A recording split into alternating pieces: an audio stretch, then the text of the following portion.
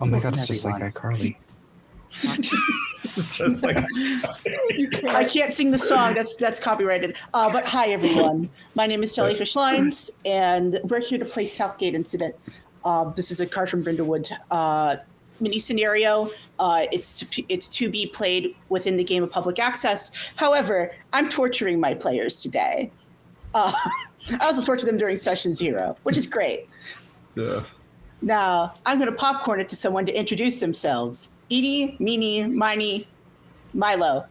Hello, I'm Milo Dahid. This is my first time playing anything from Card from Brindlewood. My character that I'll be playing today is... Oh my god, if I get it up... Bailey Oakes. It's okay, we all have problems getting it up sometimes. I will popcorn it to... Oh, Danny. Hey! Thank you very much, Milo. Danny Armendoza here. Thank you so much for having me. I'm super stoked to be playing this with some friends who I've played with before and some new friends who I'm playing with for the first time. I'm going to be playing Dr. Valentin Carvalho, he, him, 40 years old, doctor in forensic psychology. And I'm going to kick it over to Julia. Hello, everyone. My name is Julia Labouche. I use any pronouns, and today I will be playing Dr. Gideon Rose, who uses he, him pronouns and is an abnormal psychologist. Oh, and I'm going to, I'm going to popcorn it to Neon. Hi, my name's Neon, and you've seen me around. Doesn't matter right now. I'll be playing the lovely Dr. Logan West, medical doctor of the recently deceased and hopefully soon to be not deceased anymore. And I will be passing it to Wizard, I believe is the last one, right? I think so. Hi, guys. My name's Austin. I sometimes go by Broken Wizard, sometimes the Diabetic DM. I will be playing today Jamie Kennedy. Not that one. Oh, I still love it so much. Oh, they got him. What happened? They got him. Oh no! The Kennedy curse. The grassy knoll. It's the the grassy knoll. That's They got the fucking Kennedys! Sirhan. Yeah, no, we're just. It's all over, y'all. Oh no! Immediately. This is what you call full commitment to the bit, right? It's all the way in. All the way in. It's all right. Oh my god, oh no. No, they'll be back. Okay. So that's a good start. Yeah. He'll be back in just a minute. That's actually the funniest thing that's ever happened. That's actually the funniest thing that could have happened, actually. Absolutely. Jamie Kennedy, dead. Yeah. Not that one. So anyway, that is fantastic. Jelly, why don't you tell us why we're here? Hi, we're all here for Roll for Wishes, which is raising money for Make-A-Wish International to help fight childhood illness and help raise funds for research and cure and basically help end childhood cancer and other like diseases that affect children all over the world. Please do it. Big sparkling heart emoji. Yeah. Hi. That's all I got. All right. Oh my god, the Kennedy's ghost. Hey! He's back! Kennedy ghost. How is Chappaquiddick? No, too You guys soon? hear me? Okay. Yeah. Yes. I can't hear any of you. I'm so sorry. Oh no.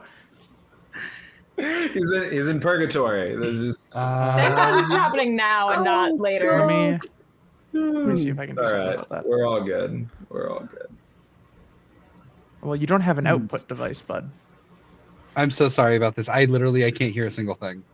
Nothing No output bad device. ever happens to the Kennedy. Kennedy. Oh. It's helpful that all three of us just chatted that to him. Yeah. By the way, no output device. It's because we're all so helpful. Yeah. Okay. Yeah. Hello. John, we're trying to find your cousin. Nephew, I don't know. Distant relative. Yeah, no nephew, please. Let's keep it nephew. Oh. I don't know how those people are related. I don't keep track I'm of so that sorry about this. family tree. It's You're okay. good. You're good. It happens. Crud. It happens. I'm gonna close out and try and figure out what's going on. I'm sorry. You're Yeah, good. no worries.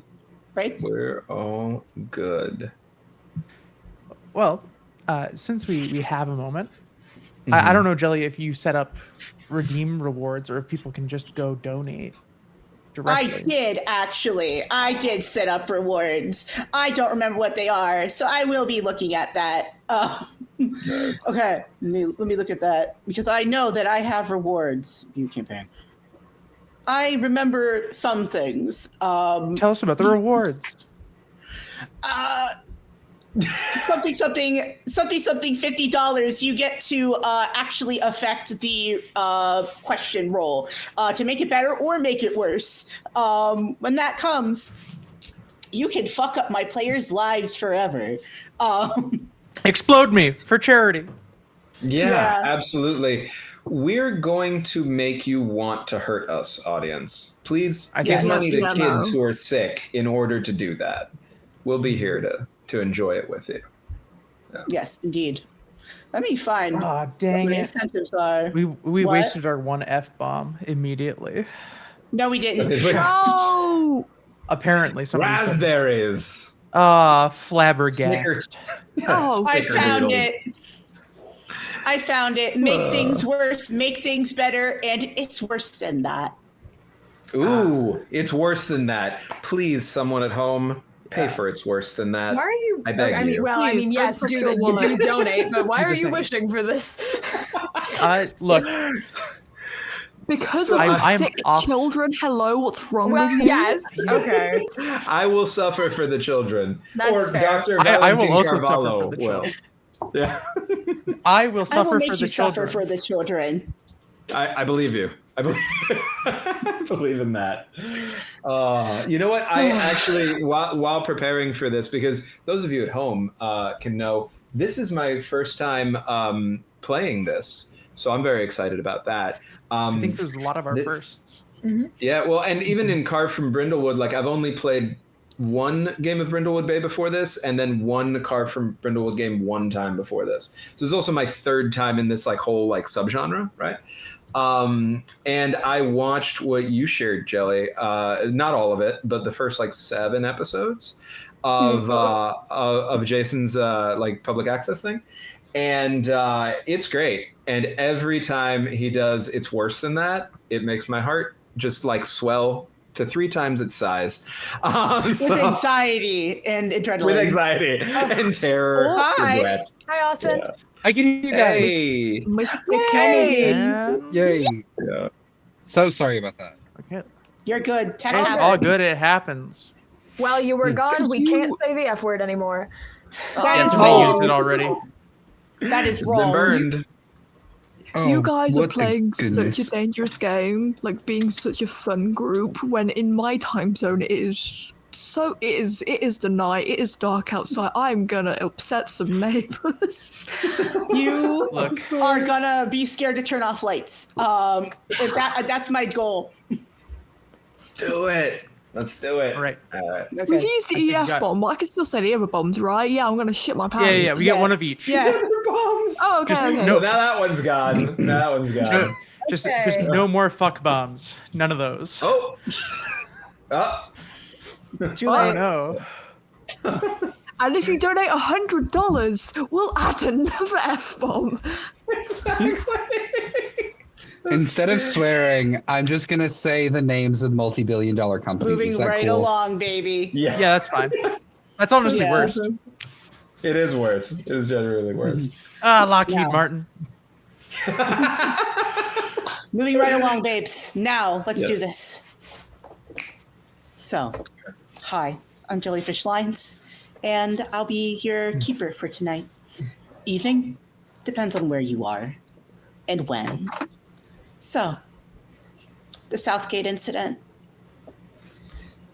There on 26 Fraudenbecker Street, as these 5 kind people dig through an attic crawl space in 2004. They find a map that they find is to little town on about 65 miles southwest of Deep Lake. It's not on any maps of the area you've ever seen before in your history books or anywhere.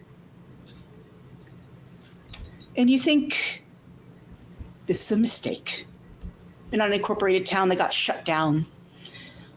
And you never see the date, half dusted and half worn away, of 1949 on this map. Now let us smash cut to 1949. You are the researchers. You have been assigned to a lab site in a far, desolate corner of New Mexico in the dying town of Southgate. The days in the lab bleed together due to the ever-present hum of the overhead lights. You were all in different scientific fields in grad school and were all hired fresh from graduation. From biologists, nuclear physicists, and psychologists, the state needed people for this dawn of the atomic age, and with the first successful Soviet nuclear test, required all hands on deck to attempt to keep a breakneck pace towards mutually assured destruction. However, as all government work goes, it fell short of what you had hoped for. It always does. Underfunded, understaffed, half forgotten. The monotony of the days have you thinking about throwing over the lab rat cages just to see what happens. Who knows?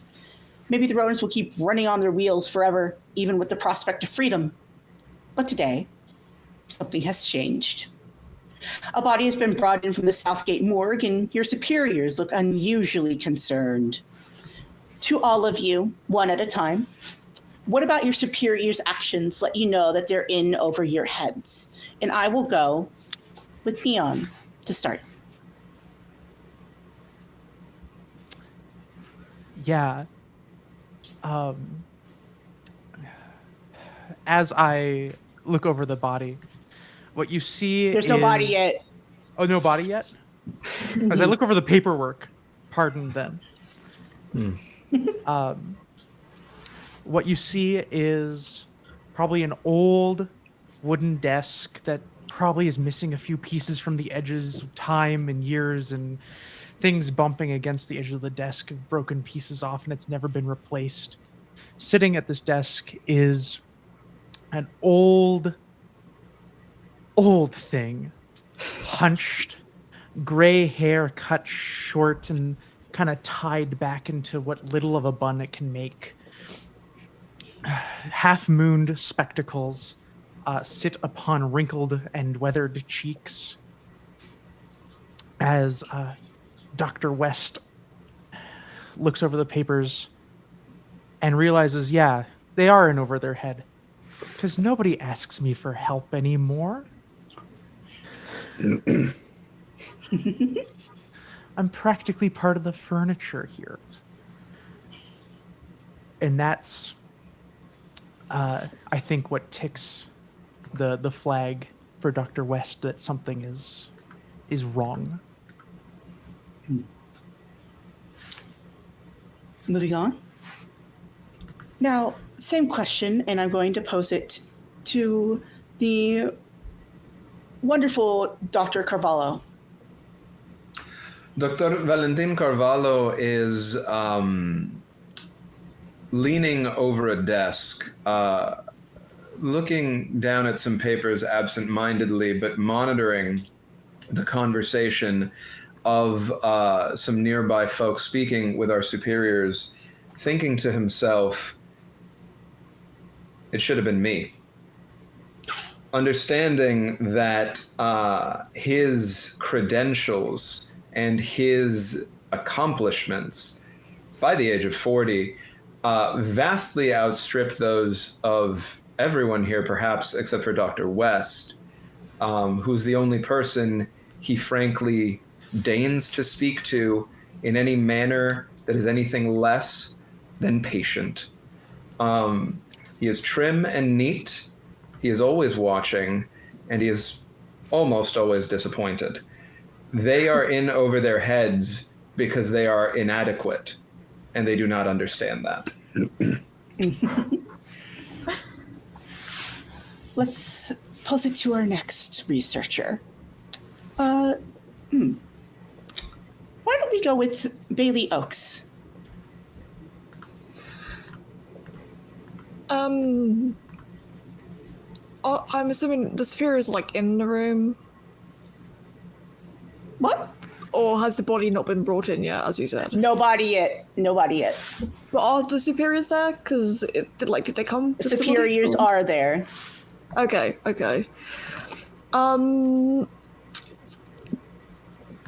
Bailey is standing, fiddling with his hands. Smile on his face, but it doesn't quite reach the eyes. And he like looks around at everyone here and at his superiors, and there's just an awful lack of small talk in the air that he just cannot stomach. Everyone is unnervingly quiet. No one is blabbering about inane stuff. Everyone's just especially the superiors are just locked in, dull-faced, like they're expecting us to do something.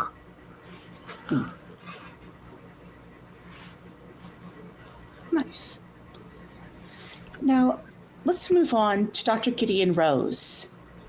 How do you know that your superiors are in over their heads? When I was told that a body was being brought to our lab, I was immediately confused because most of us are psychologists. Most of us work mainly with the living. I, in my field, am not unfamiliar with cadavers, but this is not my field of study. And when I asked why this person is not being brought to perhaps an undertaker or someone who works in mortuary scientists, I did not get, I got a very, well, you see, a lot of preamble to an unsatisfying answer, and that just doesn't sit right with me. Dr. Rose is a shorter, more slight Jewish man of 25, though he looks older because he is very bad at sleeping. He has heavy bags under his eyes, 5 o'clock shadow, shoulder length, wavy dark hair that he keeps in a haphazard, half up, half down. He dresses more casually than one might think someone working in a lab like this should. But, I mean, you read the papers, the work speaks for itself. There's a weird energy behind the tiredness in his green eyes that no one has ever quite been able to explain. So yes, I believe my superiors are in over their heads and that we are the wrong people for this, and they don't seem to care about that. Beautiful. And for our last doctor, Dr. Jamie Kennedy, okay. How are your superiors in over their head? So I think this all started for Dr. Kennedy a couple hours before the meeting even started, before we were brought in, because that morning as he woke up, a letter was slipped under his door. He has been asking for a raise for basically since he first got here, thinking that he deserves more money for the name that his family has and for the great contributions that his PI in college and during his thesis did for him, that he deserves a bit more money. And after being rejected, I think like 6 or 7 times, that morning, the letter was slipped under his door saying that it was approved and then some.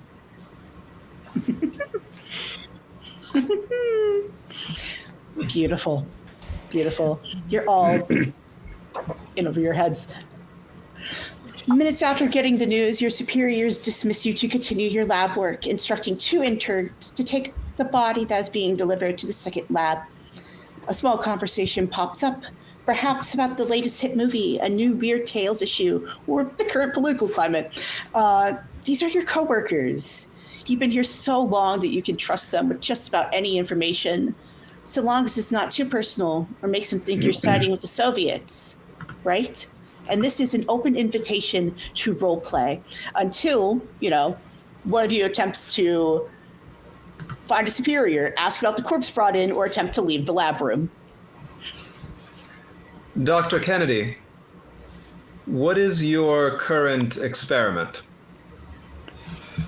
Well, my current experiment is looking at the modifications that the body has during altered circadian sleep. Basically, if you don't let someone sleep for a long time, they don't feel good, and I want to learn more about that. So your experiment is in how to make people feel worse.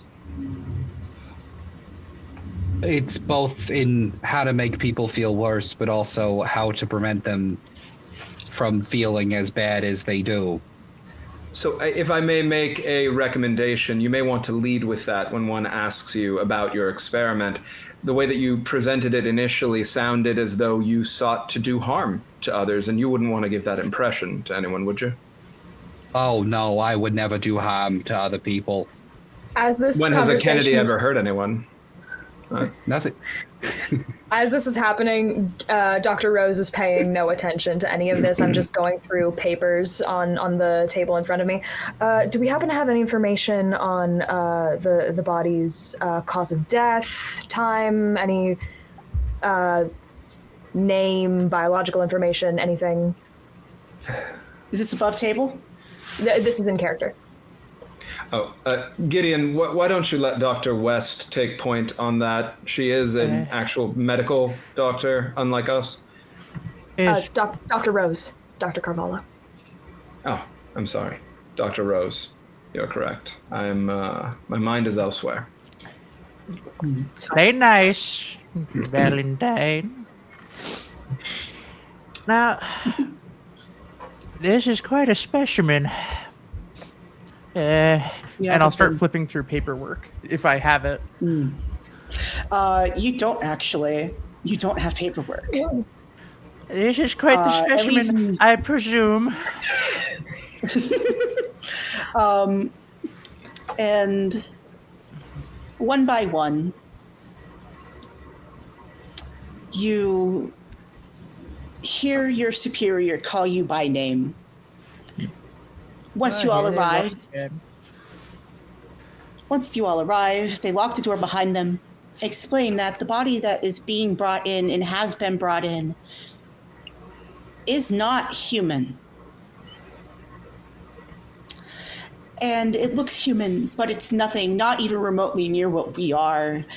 Your superior looks pale and nervous in a way you've never seen them before. He says Gloria Carpenter, Southgate's mortician, brought the body in and was heading back to town to keep things from getting out. Your superior officer implores you to take a look at the body. You think maybe, just maybe, if you just leave well enough alone, it will go away, just like how the government always seems to manages to do so well. Now, usually in these types of mysteries, for lost transmissions in public access, you have a choice of backing out and getting a clue for the main mystery or continuing. My players don't have that option. They get to play in hell. I've been here a long time, and I'll be here long after you leave.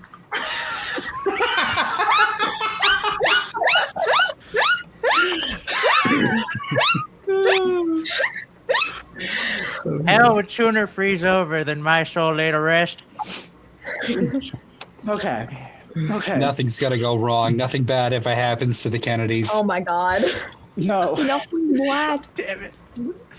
Your superior officer unlocks the office after this and leads you to the only room anywhere near adequate for what they have for the task on hand, with an embalming table, notably too small for the body upon it. The cranium and rib cage have already been cut open, and the mouth is slack-jawed in a silent, ever-eternal scream. There is a single gray marbled organ in the center of the rib cage. A brainstem protrudes from the top of the corpus callosum over the top of the cranium and squeezes back into the neck. If it weren't for the organ in the middle, where the other organs are not, the brainstem and the fact they're cut open, you'd think this person was sleeping. Your superior tells you that the best taste is to trail Gloria and ask her what she knows, but with a town as small as this, it'll be extremely easy for any rumors to spread like wildfire.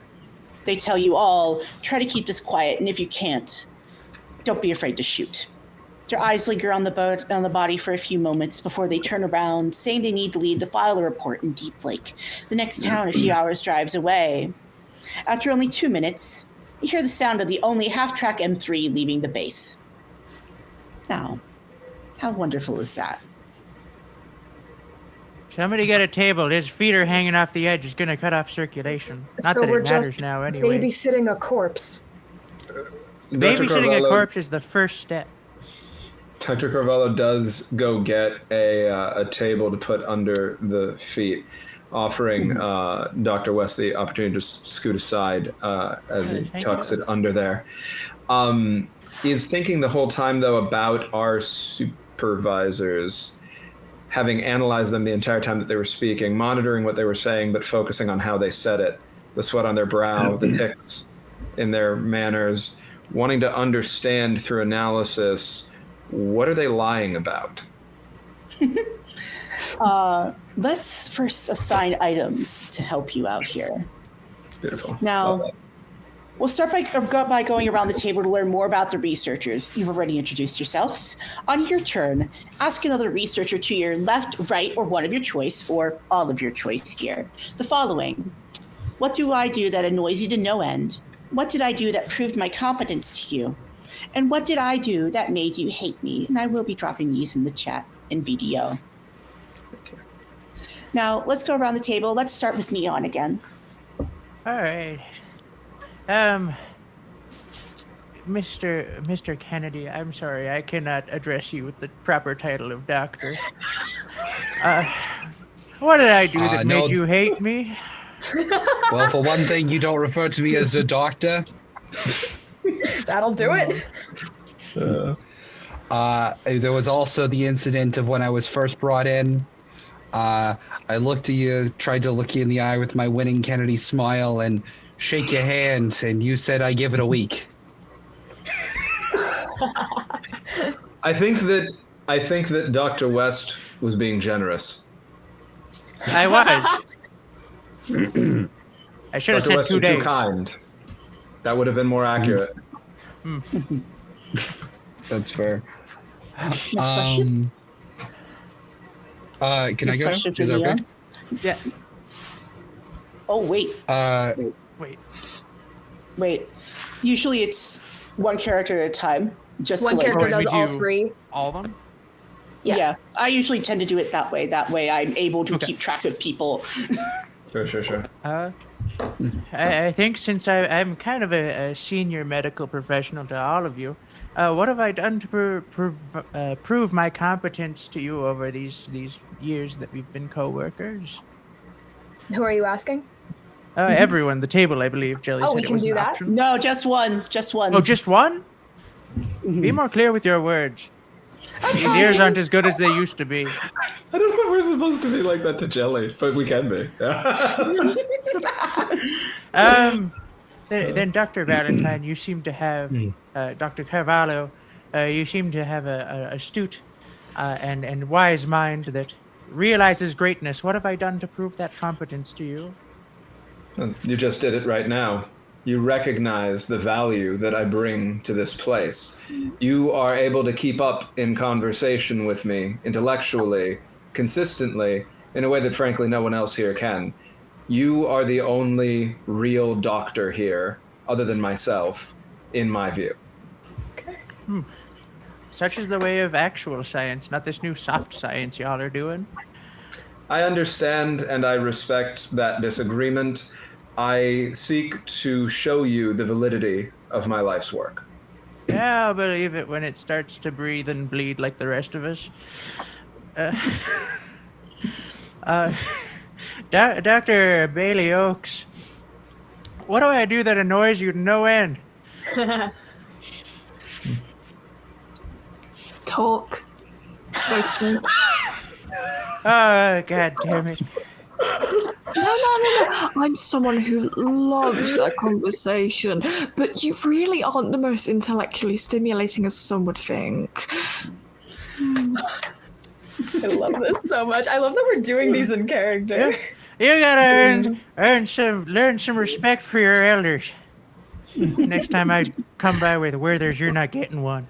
And you've got to learn some respect for people who can. Shove it. Broken Wizard, would you like to go next? Yeah.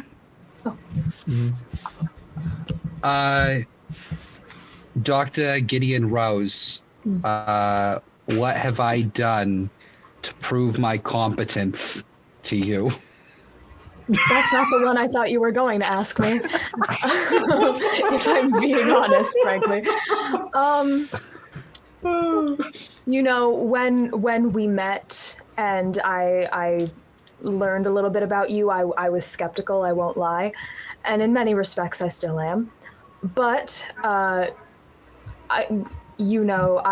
made it clear early on that I am an insomniac. You all would probably hear some light music if you walk past my room late at night or in the early morning for whatever reason.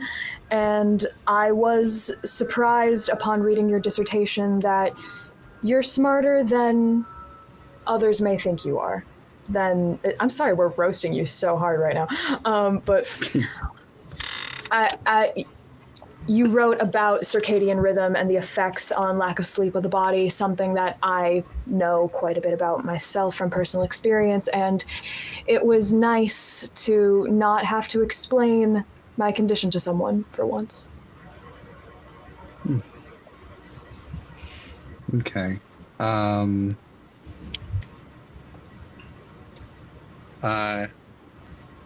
Dr. West. Yeah. Same question you asked me to you. What did I do that made you hate me?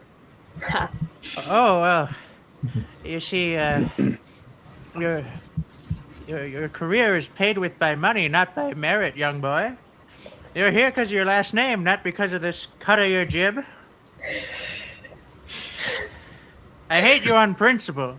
Some of us worked hard to be here. I went through years of medical school. 4 years, 8 years, 12 years, 16 years. It was hard. I went uphill both ways. And your parents just paid for your degree. That's why I hate you. All right. What was the third question? I'm sorry. What do I do that What annoys you? annoys you? Yeah, so Okay.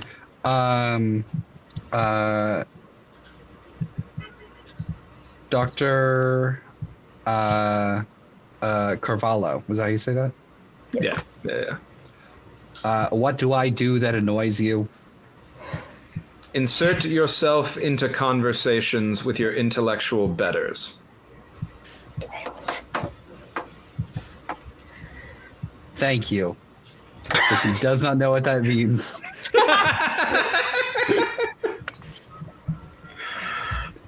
He just heard intellectual betters and is like, oh, I'm being paid a compliment. Sounds like a Kennedy. Sounds like a Kennedy. Just so the audience knows, we all like each other. Oh, yeah, no, absolutely. I love these folks. They're phenomenal. It takes We trust. are all lovely. It takes Danny trust and I to be were mean. crying together in a game last night. We were We're good. twins. Yeah. We loved each other. We were It's what it besties. is. This is so fun. All right. This is the first time I'm playing a game with any of these people. I'm taking everything to heart. I'm so offended right now. Good. You should do. I love Just you be all. lucky you're on the other side of the pond. All right. Speaking of other side of the pond, Dr. Bailey Oaks, would you like to ask your questions? I would like to ask my questions. Oh, thank you very much for me. So, I'm going to start off by asking. Yeah, let's just spell in with questions, Dr. Valentin Carvalho. What did I do that made you hate me? Oh, it's so hard to choose. I would say more than anything else, it is your inability to do anything but try to prove yourself useful when you should be putting that energy instead into actually being useful. It is your deep insecurity and knowledge of your lack of value in this place that I find worthy of my hate. How you doing? No, thank you for your honesty. I think it's really nice that we'll just talk our truth to each other. It is a sign of respect. It is a sign of respect that I'm honest with you. I wouldn't be this honest if I didn't think that you could handle it. You can handle it, right? What makes you think I can? So I look like I'm the person who can't handle it. Dr. Nothing at Gideon all. Rose. What do I do that annoys you to no end? I know that you are listening to certain conversations I have, and you know, we're in very close quarters here, it happens. But I can tell when you are intentionally eavesdropping. All you would have to do is ask or, you know, join the conversation the way anyone would. I don't like feeling like I'm being intruded upon within my own quarters.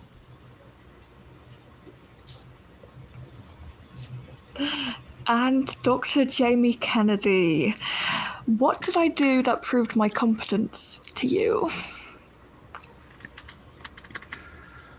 I think it was like a couple months into us working together, and your understanding of the uncanny valley, and you noted something about the way that the Kennedys look that kind of gives off that same kind of feeling.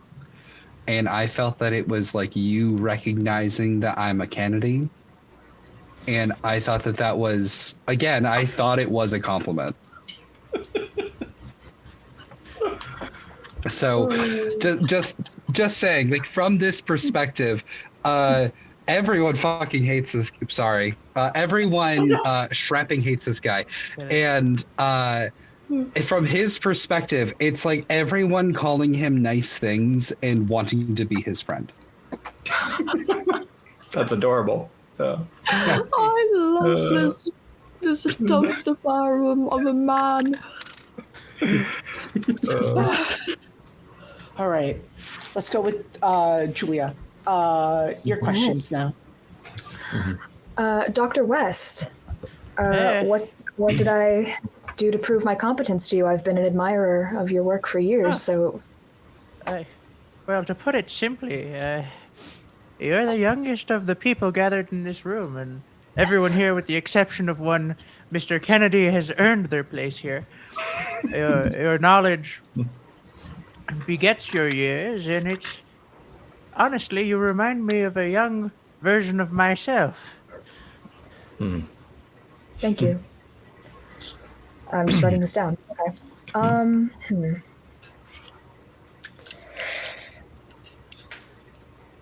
trying to think of who's been asked what by other people. You can ask the same question to them. I know. I'm torn between you two.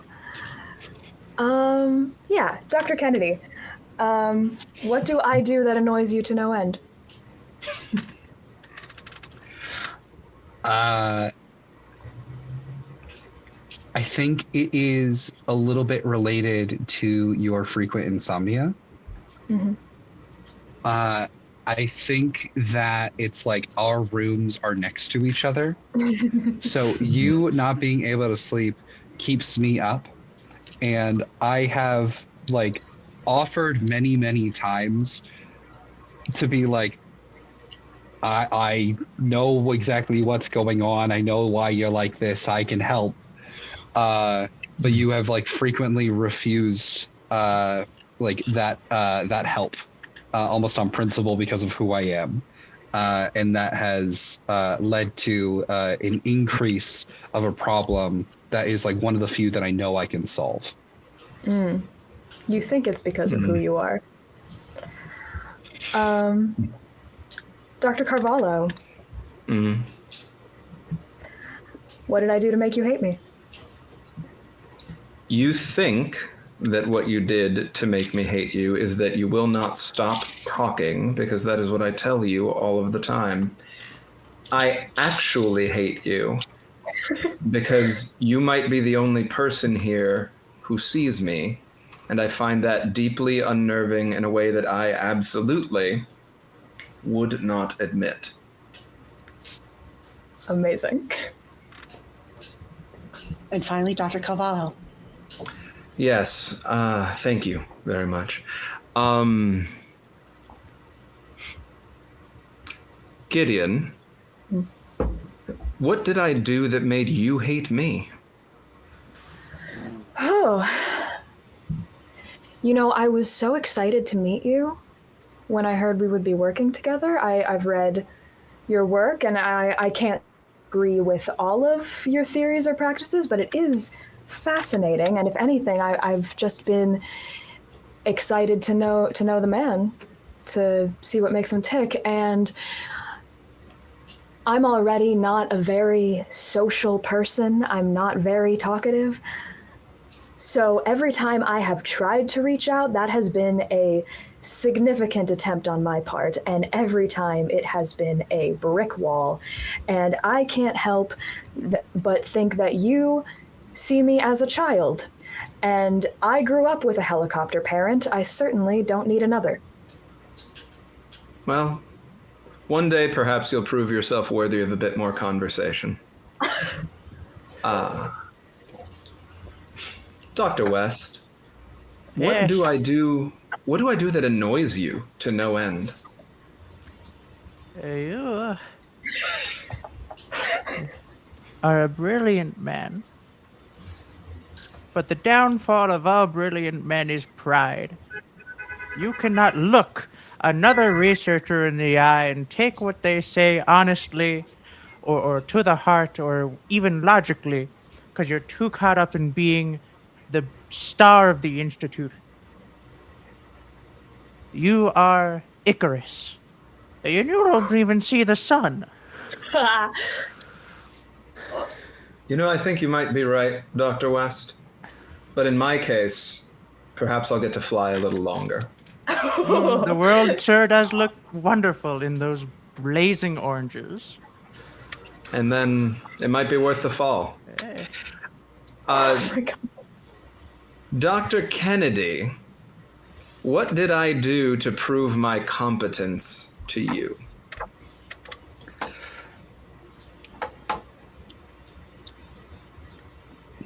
You showed me where the bathrooms are on the first day. Oh, kill me.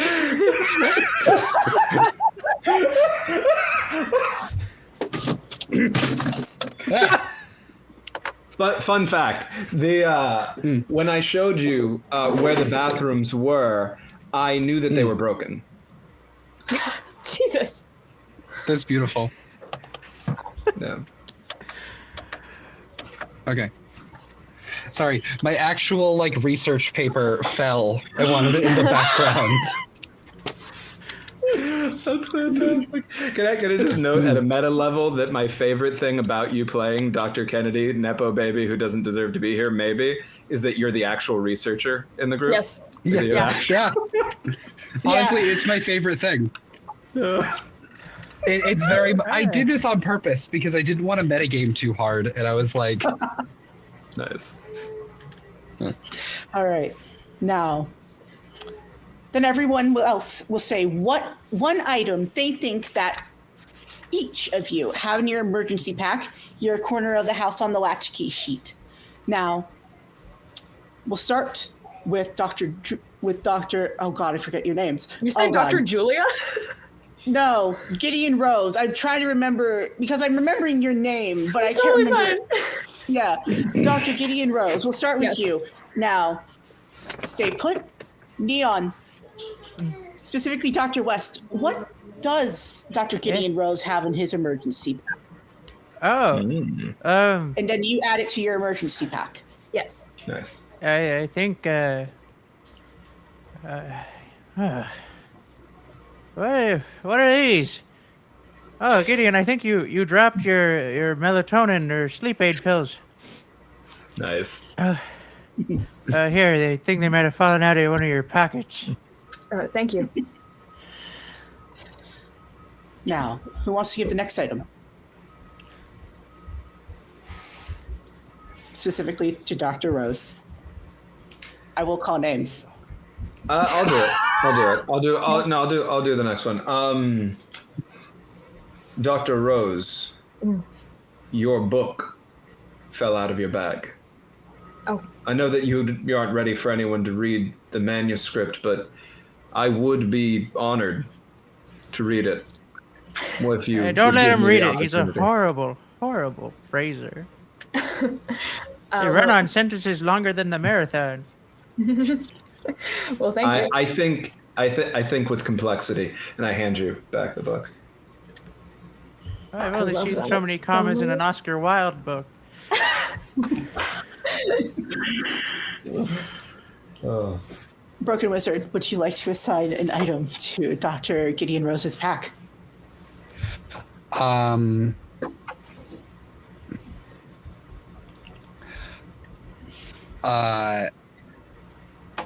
Yeah. I think that it is, strangely enough, especially for a psychiatrist, you have a scalpel in your bag. Copy that. Scalpel. Thank Never you. leave home without it. Wait, sorry, that was for me? Yeah. Okay. Yeah. Okay, you were just doing commentary. Cool. Yeah. And then, Milo, what would you assign to Dr. Gideon Rose's emergency pack?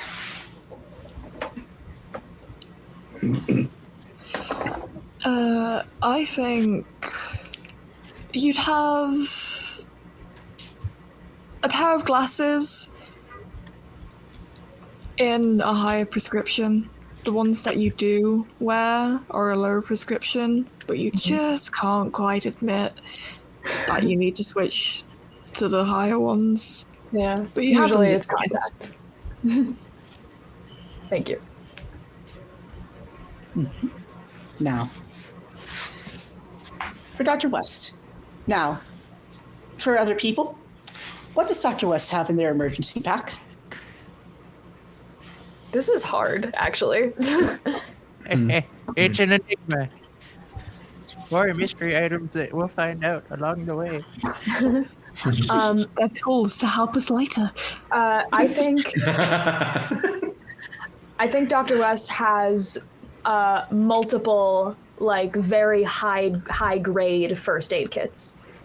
Like, maybe not like military grade, because that's a lot, but like very professional, and more than one.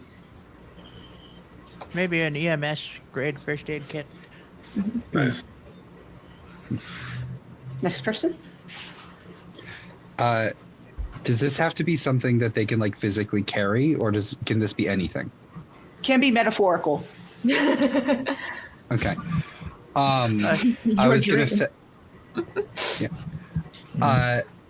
What about like an electroencephalogram, like a machine that's used to read brain activity?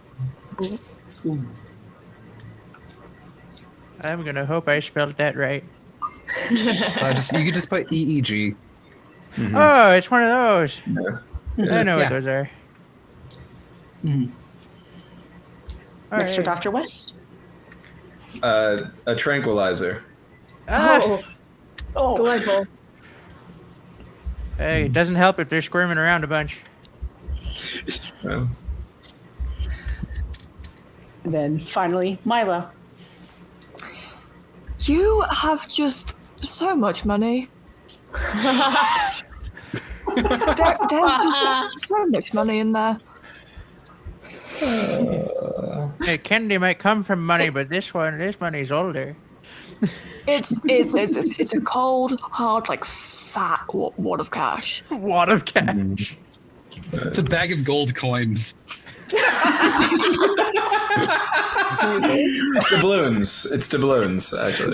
Sorry, we're playing D&D From now. the boat that, rode in on. Yeah.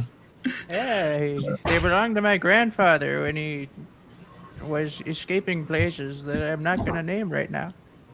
It was 1949. Yeah. Now, let's go over to Broken Wizard. What does Mr. Kennedy have in his emergency pack?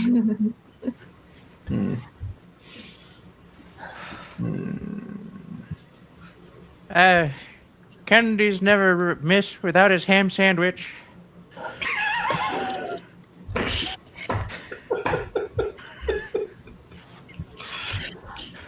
You know me, I need that hammy in my Sammy. God. The hungriest academic I've ever met. I think you have a pocket radio. Ooh, that's cool. Inventory winning smile. Something to listen to while I eat my ham sandwich. Something to drown out my music while I can't sleep. Next person to give for Kennedy. Penicillin.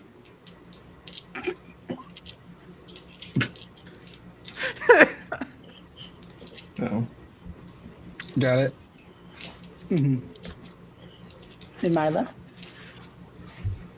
Wait, God, who am I giving this to? Kennedy. Kennedy. Oh my God, I thought the last one was Kennedy. Fuck. Oh my God.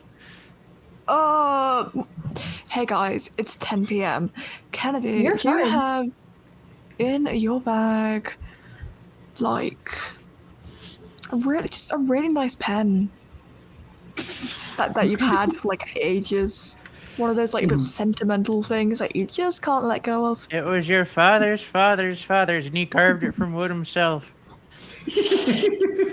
Ah, Or yes. he had This it is from from the the An heirloom this type is from thing. the old country, which, by the way, is Ireland. If any of you are wondering. We weren't. I've never met an Irishman that sounded quite like that. Me either.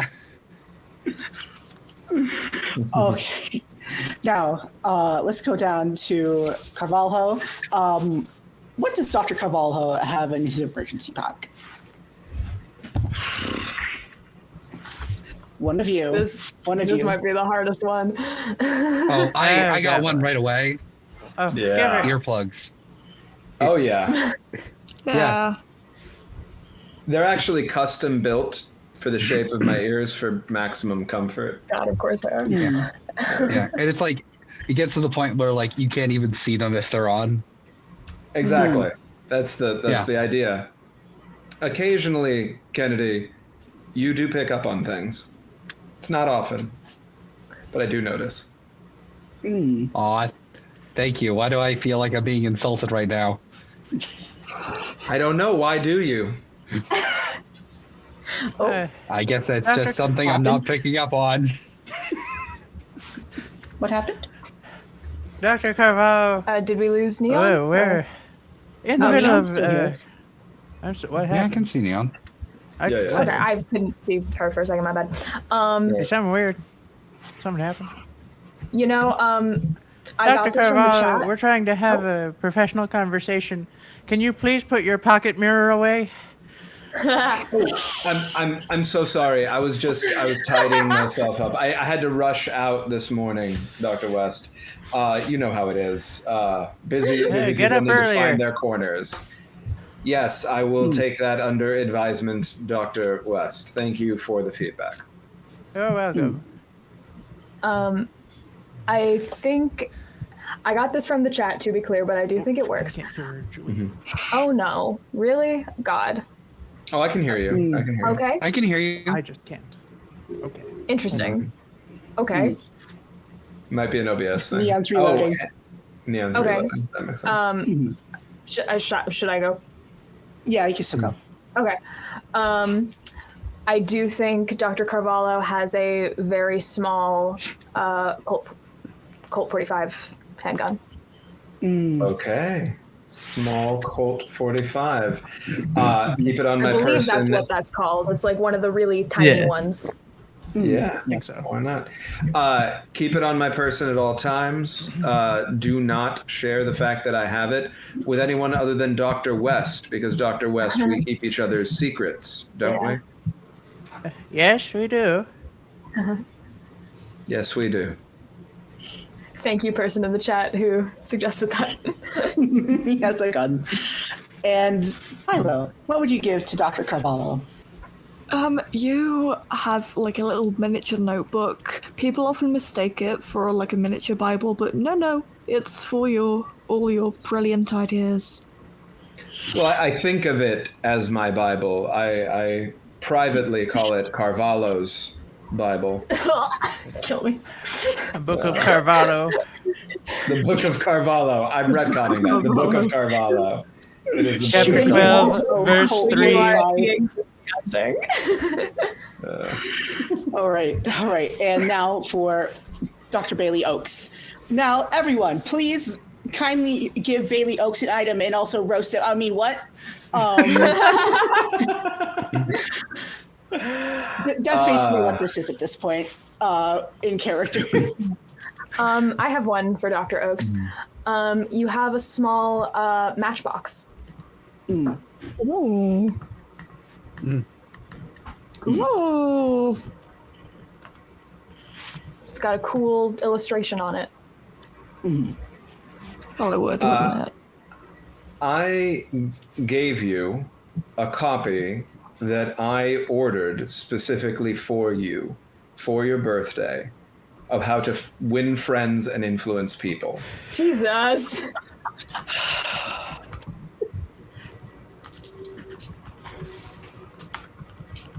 I said, I don't need this, but you do.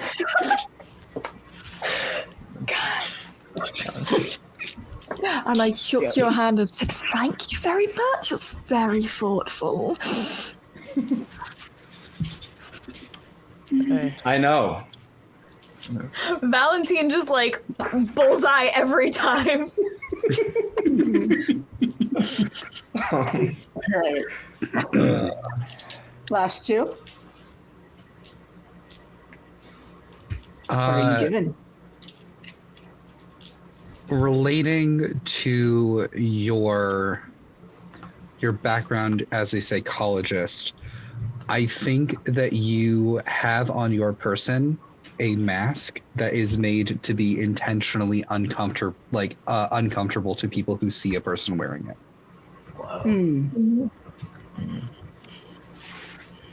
Nice. Love that. Nice. And neon. Eh,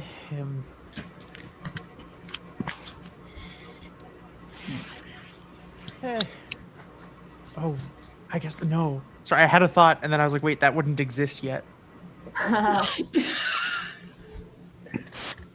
Okay. You have quite a fine watch there, Dr. Oakes. Well made, sturdy. Always seems to be exactly on time, too. It's precise. I wanted to give you one of those Casio calculator watches, but those wouldn't have existed yet. Is my mic still working? It's disconnected. Yeah, You're fine. Okay, yay. Okay, yay, yippee. Yeah, I was gonna make a little joke there, but it cut out. I'm so annoyed. I was gonna say, yeah, give me an iPhone. But yeah, no, the watch does make sense. And the last item that you all add to your emergency pack is a singular item made up of two. That is a can of hairspray and long stick strike matches. That is the so many ambulance matches. in Southgate. Yep. You get like long stick strike matches. Yeah. And hairspray is one item together. Sorry, you have double matches, Oaks. It's okay. We'll need them. An arsonist is never remiss for extra matches. Mm-hmm. Beautiful. Now, to say I'm an arsonist, I beautiful. just survived double matches. There's a difference. Yep. Now, you are in the first location, actually, with this. The body. Dilated pupils, slack jaw, all of it, as I described before. Paint the scene for everyone. What gives the impression that this person is sleeping or somehow dormant? You can skip if you'd like, but I need at least one of you to answer. Their eyes. Their eyes are open, and when I stare into them, they stare into me. And its chest is still rising and falling. Oh, Mm-hmm. Beautiful. horrifying.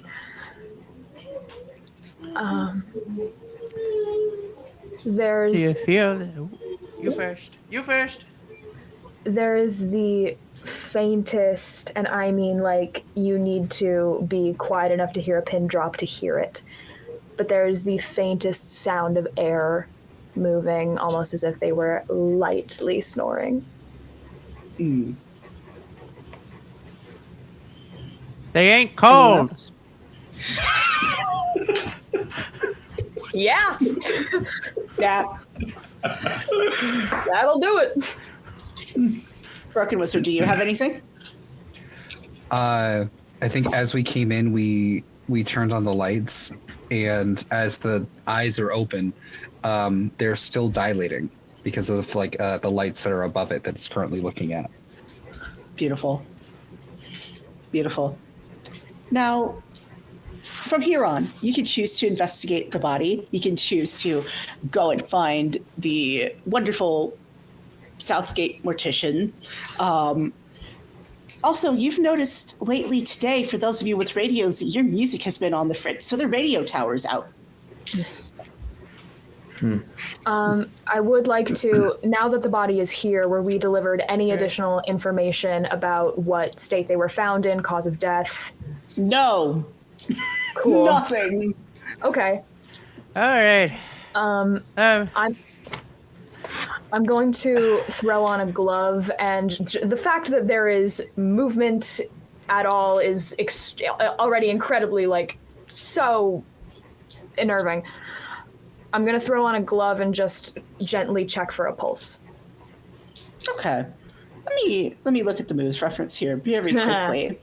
Okay. So this is going to be day move. It won't be for long. Okay. And this is going to be day move. I could argue meddling move if you want, for just searching for a clue, conducting research, gathering information. But this is also Are you fearful right now of this thing specifically? This is important.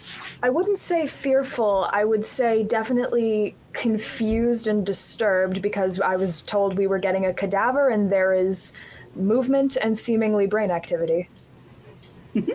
Okay. Yeah, this is day move now. Would you roll me day move? I'm going to say with reason for this, because you are looking for a pulse. And that means 2d6? 2d6 plus your stat. Yes. Okay. Ooh, very good. 11. Beautiful. Okay. Hey. Let me look at the clues. As you look at this body and you start to take its pulse, there is suddenly the smell of motor oil in the air. And it's emanating from the body itself. And it smells like in the can motor oil, like this hasn't been burnt. And all of you smell it. Hey, that's not normal. But there is no That pulse. wasn't me, I swear.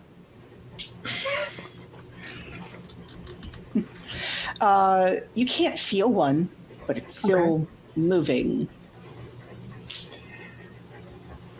I would relay that. This is...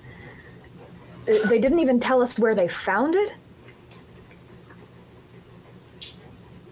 Well, they told us the name of the mortician, so Right, if anyone would like to come with me, we could have a little chat with them. That might give We us more should. information. Again. Dr. Oakes, you read my mind. Disgusted by this smell and unnerved less by the body than by the hold its eyes have on him. Dr. Carvalho walks directly out of the room to go find the mortician, not waiting for Dr. Oakes, who suggested it, or to see if anybody else is going to follow. But I will say above table, yeah, come with if you want to come, like. Yeah. Just as he walks out, what a charmer. I think I'm going to stay and monitor. Can I discern gender at all? Nope. Interesting. Okay. Yeah, I'm going to stay with the body and just continue to monitor, see if anything happens, take notes on what we do know. And then if any of you do get the information from Gloria, just let me know. And Yeah, I'll also be with the body. Hey, I spent my life trying to bring things that have become vacant back to a sense of moving, and this is quite an interesting specimen we found. There's my life's work laid out in front of me, and I'm not about to leave it behind. Now, move over, chicken. I got some work to do. And Kennedy, where are you going?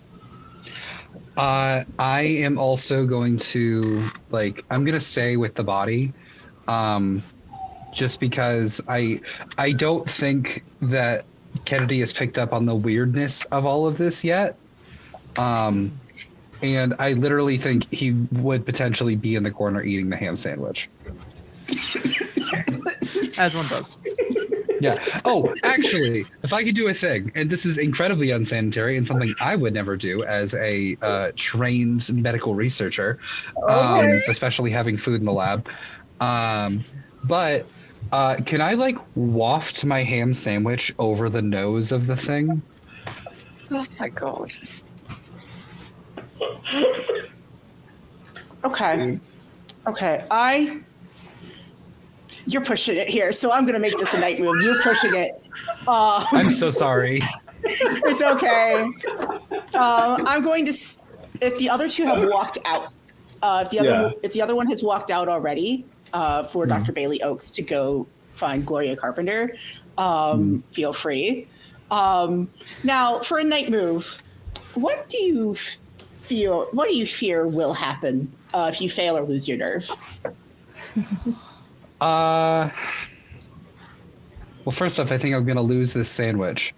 But I think it's mostly that this thing will come to life and bite off more than I can chew. I think is a good way to put it. Okay. It's worse than that. It will not only wake up, it will start to alert the others. Now, would you please roll 2d6? And I will say this is night move with, not sensitivity, probably composure. Composure, okay. Mm-hmm. All right. Nothing bad ever happens to the Kennedys. oh my god. Okay. That is a 10. Okay. So It doesn't wake up, but for those in the room, you do see its face twitch. Fascinating. It seems as though factory senses are still intact. And you can hear that little snoring noise turn into almost the sound of someone with pneumonia trying to breathe in. This All is... right. The only thing I could think of that might do this is if there's a parasite somewhere in the body. It's possible. But I mean, Should we? everything we do is just a collection of electronic impulses that are monitored through the neurons in the brain. I mean, chemical impulses too. It could be something. Yes, what? Are we gonna have to open this thing up to figure out what's wrong then, or Have to. We get to. It is the best part of the job, Sono. Well, it looks like someone already did. Are we getting? I'm assuming Gloria has autopsy a hack information. Miss Carpenter. I think we should wait until we have that before performing another autopsy. Speaking of Gloria Carpenter. There's a difference. Speaking of Gloria Carpenter, how wonderful for Gloria Carpenter to be mentioned. Now, for Bailey Oakes and Dr. Carvalho, you both are trying to track this woman down.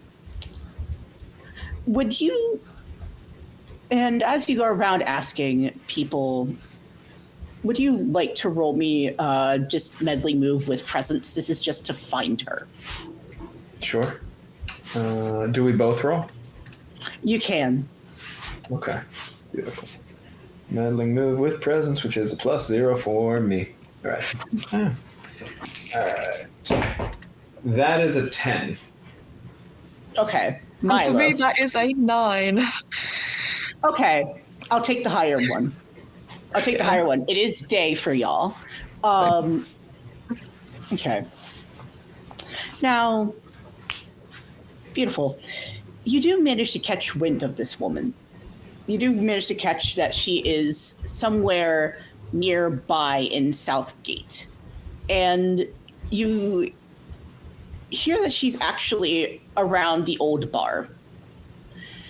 And you see it, and it's literally just called the bar. It's the only one in town. And as you walk in, there is an air heavy with cigarette smoke, a half-shattered mirror behind the bar counter, and cue balls in a perfect triangle on a red felt pool table. Paint the scene. This can be for everyone, by the way, or if you just think it should be the two that are here, feel free. How do you know that this was the last place that people have to truly socialize with one another in Southgate? It's got the only functioning record machine.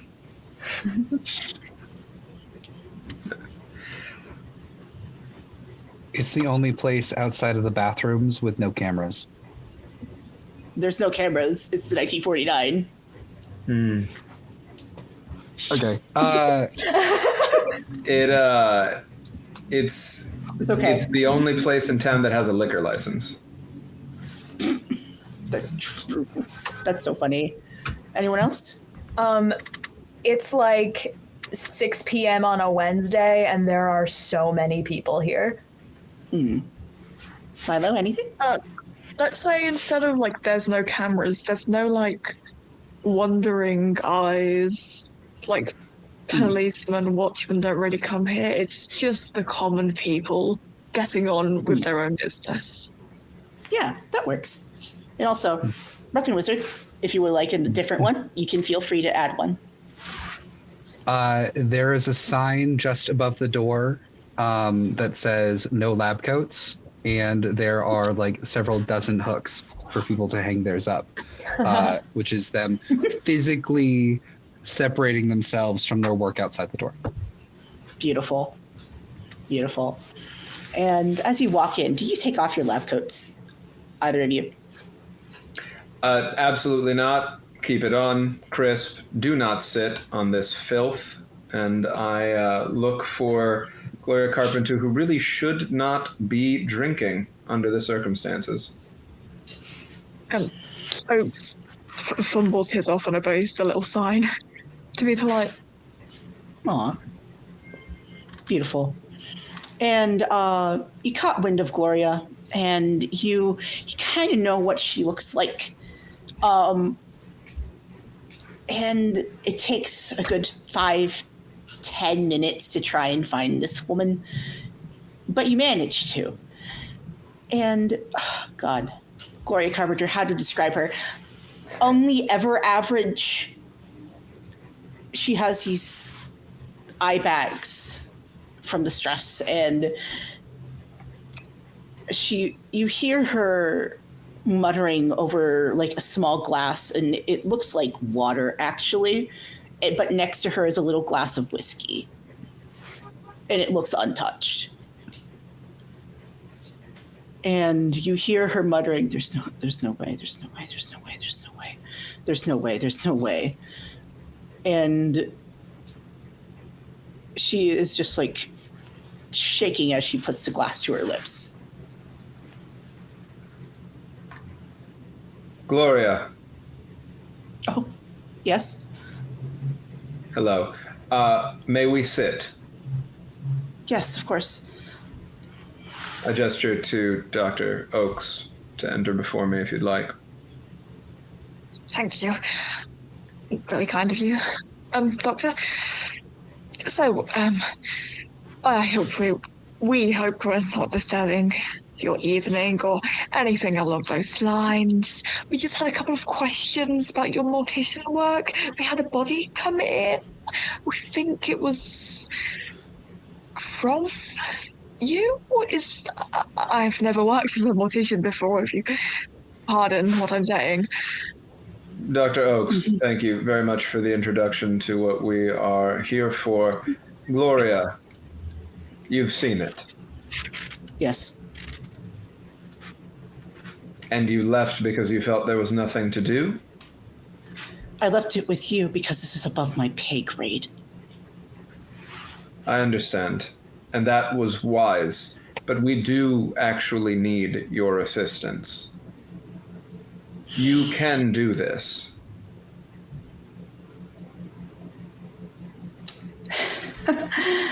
You know, the last research team that they put in Southgate, I was the only one who stayed behind.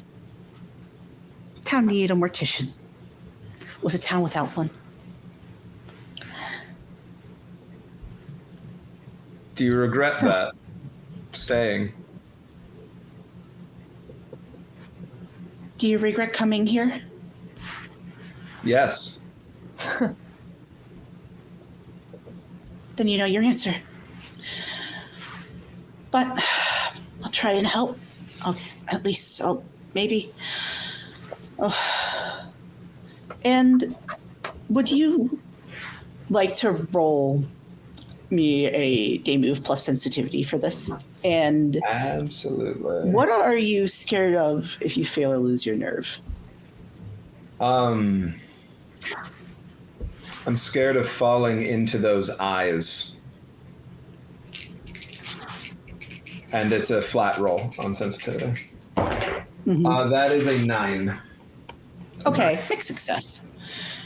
You look at her in the eyes and you almost feel like you see the eyes that are back in the lab looking at you. And then the feeling fades. If we go together, Gloria, we won't have to face it alone. You saw that with your old group, right? That was something that helped then. That was something that was harder when they left, something we can make better for you if you help us right now. Don't lie. I'll help you anyway, but don't lie. I won't lie to you.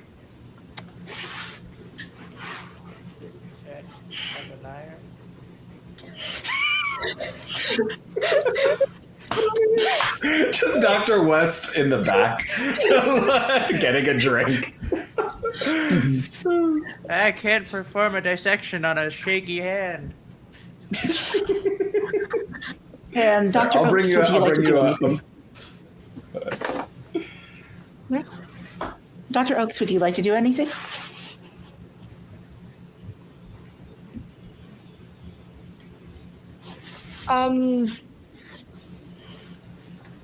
Dr. Oakes is, he's gonna glance at the untouched glass of whiskey that Gloria has and just offer to buy her a drink. Thank you so much. I need it. You look like you've had a long night. Several long nights. I have. Well, haven't we all? It's like smiles uncomfortably wide. We have to get this handled. I know. Oh, God. Oh, God. I swear to God.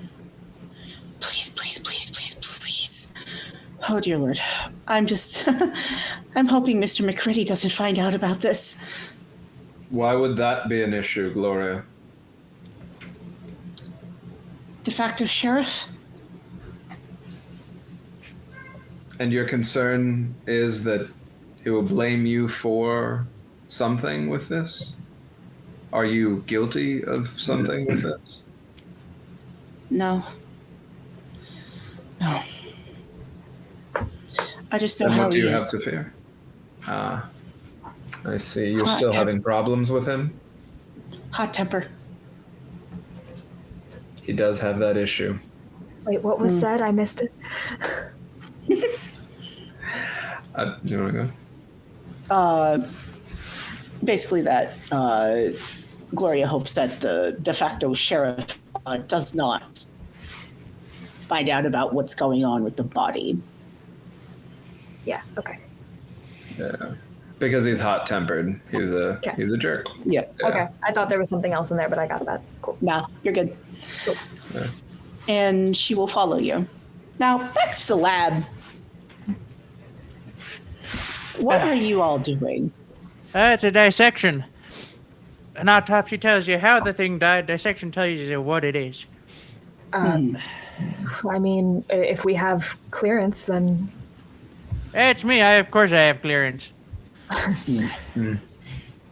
Does the tree need to ask permission to grow in the ground? No. well, I worry for any next of kin, but I suppose they must have already looked for that. What's it matter? Gone now. Body's just a body. And I would like to move to open this thing up and see what's inside. Okay. I'm going to give you a clue for this if you pass. However, Oh. For sure. you've been in here for a while. Would Yeah. you like to roll me the night move and say, what do you fear if you fail or lose your nerve? I think if I fail or lose, if Dr. West loses his nerve in this moment, I think failure for him is that this is nothing. Of course, Dr. West's dissertation was in electro and chemical impulses and animating the recently vacant. There's an endless hunt for that font of immortality. The how do we prevent death? That great question that plagues all medical doctors everywhere. This thing that is dead is still breathing, still moving, still has signs of life to it. If I open this thing up and there's nothing special about it, that's the worst thing that could happen. Another dead end in a career of dead ends. And wait. Please roll composure. And I can Composure. tell you how it's worse. Yeah, Love. and that's 2d6, correct? Because this is 2d6 plus your composure. understood. And I can tell you what would it be if you fail. Well, you're gonna have to hold it and keep it to yourself because I rolled 2 6s. You got 12. Beautiful. Now 13 That's with beautiful. my 13. Oh my god. I'm giving you one. Okay. I have to give you one here. I have to give you one. As you cut into this thing, it's Forceps. less the thing in the body itself because I'm giving you 2 here, actually. There's 2 clues, and it ain't with the body. The first one is that there is a scattering of small rocks, little rocks from the desert on the ground. Always happens when you drag your feet and your shoes in anywhere around here. And then you notice as you start cutting into the body that one of these things, one of these little rocks, is spinning in the air above the ground by just centimeters. Interesting. Maybe an electromagnetic field? Sorry, the rocks were in the body? Is that what you said? No, they're on Beside the the ground. body. That's cool. Yep. Rocks don't go in the body, of course, unless it's a kidney stone, but then it's a different composition of rock. Yep. Mm-hmm. And you also find something to someone else looking out the window. Who would like to be looking out that window? I will say, when Dr. West said a body is just a body, you would have seen Gideon open his mouth to say something, but then appear too uncomfortable, and he has not spoken since you said that. So I think he would absentmindedly take a glance outside. Okay. Broken Wizard, what is Kennedy doing? I think I'm going to do something a little out of character and actually try and be a scientist. So a lot of my work is in looking at circadian rhythms and things that are the biological clocks of the brain. I would like to look for signs of degradation that would happen if something has been awake for a very, very long period of time. Okay. Would you like to, this? I'll count this as meddling because we already have a night move that's been rolled here. You're looking for specific information. And I'm going to say that this is with reason. Okay. And as for our wonderful doctor, Which one? looking out the window, Rose. our wonderful doctor looking out the window, Dr. Rose, you see something very odd. You see a couple things, actually. You see a dog, but it doesn't move like a dog. It doesn't look right. Running outside. And then it stops and looks at you. And you realize that it has human eyes. It has human eyes, not in the way that a dog has human eyes, but human eyes as in it's trying to look at you. And it knows you're there. And it knows what you're doing. Dr. West? It's starting to walk towards the window. Yeah. Can you come look at this, please, outside? Yeah. My hands are kind of covered in gallbladder, but give me a minute. Yep. And I'm not taking my eyes off of it. And It's I'll just come walking, and I'll look at the window. and it'll start bounding towards it. What's that? Is this a window that opens and closes? Yeah, it's glass. I would like to lock it. How big is the creature? It's large. It's a large dog. I'm gonna lock the window and immediately back up to the opposite wall. Looks like up dog. Now, Broken Wizard, Yep. what was your result of your dice roll? 9 + 1, 10. Okay, beautiful. Man, y'all are rolling wonderful. I need some 6 minuses very soon. Hopefully on the answer a question roll. Actually, I will also do this. And so you got 10 plus. You got 10. Okay. And you were looking at the body, actually looking to see if there was anything wrong with it being awake for far too long. Jelly, and instead, I think I lost Jelly. what? Never mind. Oh, I think no, I I lost got your Jelly. audio for a second, but you're good. I'm fine. Yeah, Yeah, you're good. Okay, cool, beautiful. And instead, what you find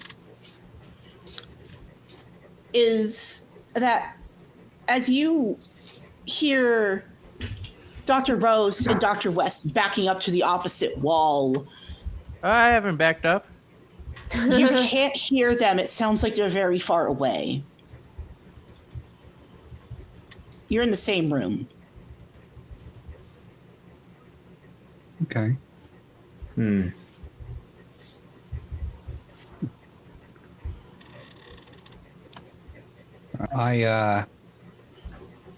Everything is kind of subdued right now. I don't really know why. Are you two feeling okay, or is it? Look out the window. I'm fine. Like look at the. Oh, I didn't know that we had dogs We here. do not, and it's getting Oh. closer. And I just you start gingerly place the ham sandwich back in my pocket. and you start seeing twitching in the body, in the hands.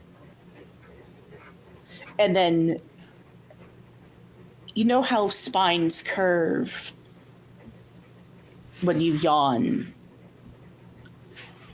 except it screams. It rolls off the autopsy table. Hey. Oh.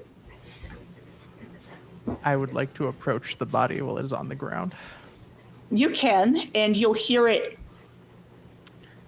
weakly crying. Quiet, you. I want to go What the home. hell? I want to go home. All I wanted to do was go home. No, this is a sight. This is. Rose, take this down.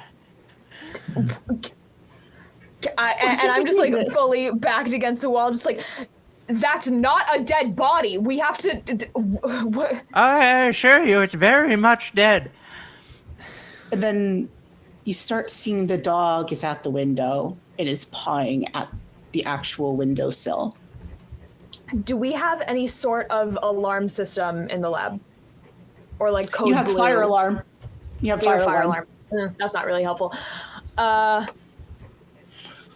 And this thing starts sobbing and then laughing.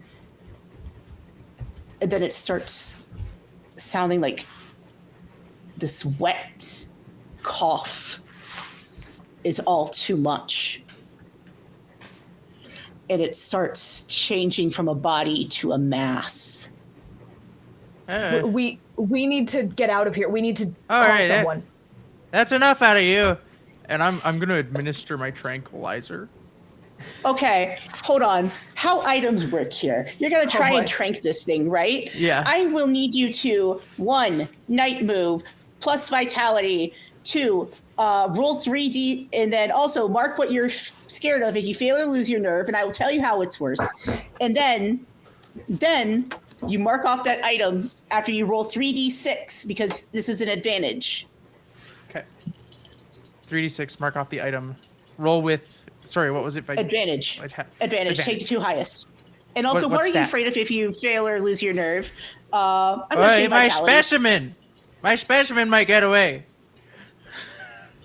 Worse, you won't, and you'll become like it. Oh, well, that's not good.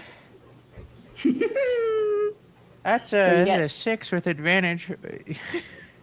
Wait, what trait is this? Vitality. It's a 7 with advantage. Whoa. Okay. You manage to get the trank in, All right. and it screams, and it looks at you. And Down, it's in boy. pain, but it's coming towards you still. Oh, no. Well, we'll count this one as a failure then. What? Okay, hold. It's still moving. It's still. It's still moving. I'm gonna go up to Dr. West and just like put a hand on your shoulder and pull you back a little bit. Yep, and I'm going. Just The like. red. Sorry. The red. The red light. Brain. Yeah. And I'm just looking at this. Just what do you want? I wanted to go home. I wanted to go home. Where is home? You can't take me back there. Let me try. You can't. You can't. You can't. All that you do is hurt. What is happening to you? What will happen to you? And it tries to reach out to touch you. Would you kindly roll me night move for vitality?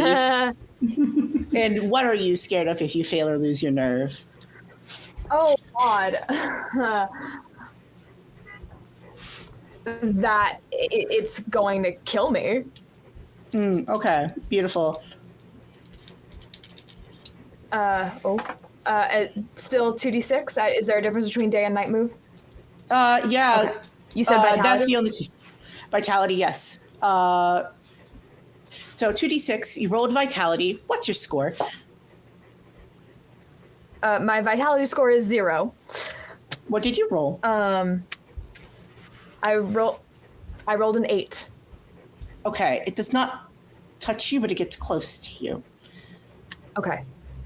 And it tugs on your lab coat. Immediately just like losing the jacket, throwing it down so that's not touching me anymore. Mm-hmm. And as for our Kennedy, what are you doing as you're seeing this? I am screaming like a banshee. And I think I'm literally going like, oh my god, I want to go back to Cape Cod. I'm so sorry. We need to go. Yeah. I think just before I leave, I say, please don't hurt me, and I slide the ham sandwich on the ground towards it. It ignores it. And also, please lose your ham sandwich. Yeah. No. I'm going to holding Dr. West, and I don't know how far away Kennedy is from me. But I'm going to move us toward the door and try to open it just enough so the three of us can get out and then quickly slam the door and lock it. Okay. So this thing is still moving towards you. Yeah. But I'll allow a vitality to do this. Vitality or composure, still night move. Let's do composure, whatever is better please. for you. Let's do composure. Because a +1 is better than 0. 4. Oh, no. Would you like to mark a mask? Would you like to mark a mask? I asked you before this. Wow, that's a loud siren. I live in New York. Yeah, that's fair. Would you like to mark a mask? I still narrate this, but once you mark a mask, it completely undoes it. What? Sorry? What would you like to mark one of the mystery keys, essentially? What does that do? Keeps you from dying and bumps it up to the next level of success. Then yes, please. I still narrate this before that happens. Sure. Okay. And as you try to open the door, this thing just grabs you by the back of the neck, and you feel your hand become its hand. Like, this is a part of you now. This is you. And you're scared. And you are reactive. And you want to leave Southgate. Now, would you please... Now that happens. None of that happens, actually. That does... Okay. No. You marked one of the mystery keys, which is wonderful. Now, would you please... Now, we all get to narrate the mystery key prompt here. And that prompt is... Let me go back up here. The key of division. Each researcher recalls when a serious accident recently happened in the lab. Just one accident for this with no discernible cause. What was the accident? What did each of you theorize the cause to be? And what treasured items of yours did the accident destroy? Oh All my of you God. answer. Whoa. Incident in the lab. Hopefully just one incident. Yeah. We're all describing an aspect of one. Yes. Okay. This is crazy. This is so cool, by the way. The coffee machine broke. Okay. What was the accident, though? I think like something like a spark plug, like an outlet in the wall blew out. Fire? A Lab little fire? small one. Small There was fire. a lab fire. Yeah. There was a lab fire. Yeah. Yep. Could have And been what- smaller. Could have been smaller, could have been bigger. Yeah. Now, what did each of you lose in this lab accident?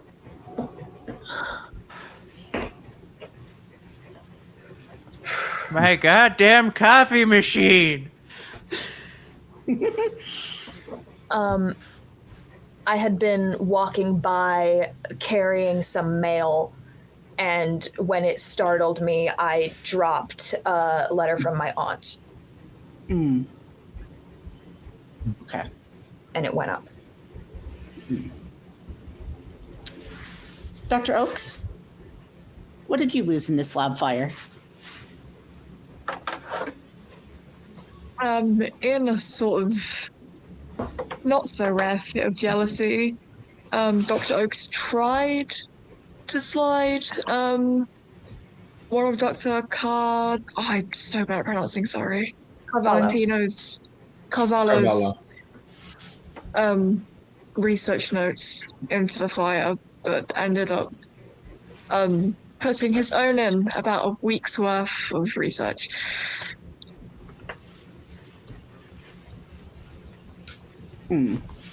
Carvalho moved quickly to try to put out the fire, and took third-degree burns Oh, to the arms, which have been healing since, but still bother him.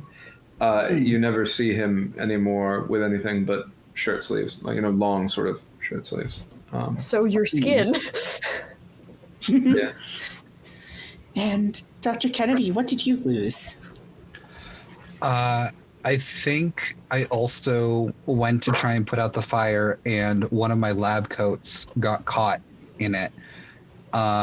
In the process, I lost my wallet, a couple of pretty important documents, including my lab ID, and I've already lost one, a ham sandwich. Another ham sandwich, dang. Yeah. Oh, also, if it's okay, I also lost a lab notebook that I was keeping a number of my notes in. Basically, That's like okay. Yeah. it was a small notebook that held like most, if not all, of my thoughts for future projects, and just up in flames. Yeah, Yeah. that's perfect. The fire was my fault. I was making coffee and I blew a fuse because I did Save the that wrong for thing. later. Save that for later. Oh, okay. Yeah. But I lost my coffee machine as previously stated, but it was an old one. It was vintage. I've had it since the 20s. It was a single from Italy espresso pot. It was a gift from my father. I lost it. All right.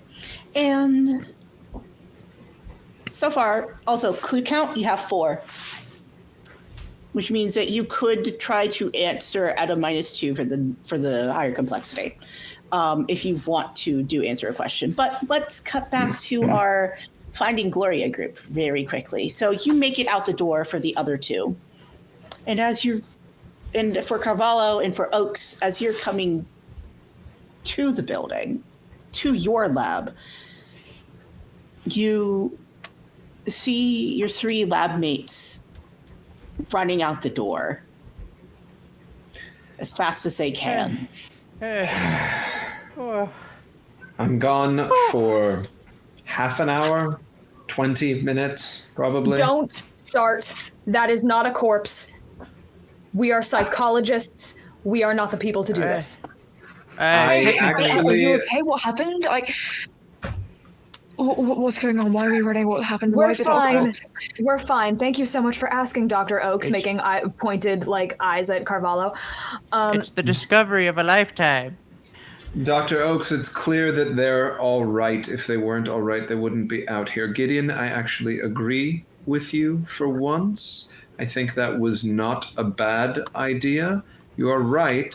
We are not the right people to deal with whatever it is you are attempting to describe. Dr. West, could you do me the courtesy of actually telling me what is going on? Absolutely. You hear a scream from inside the building. That is going on. I understand. And I pull out the small Colt 45 and I say, how close was it behind you? We locked it in the room. Does it seem like something that cannot get through a lock? I don't think so. Yes, Dr. West?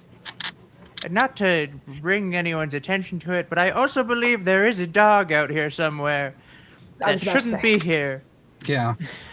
Why are we worried about a dog? Because it's not a dog. Its eyes were human. Gideon, you're tired. You need sleep.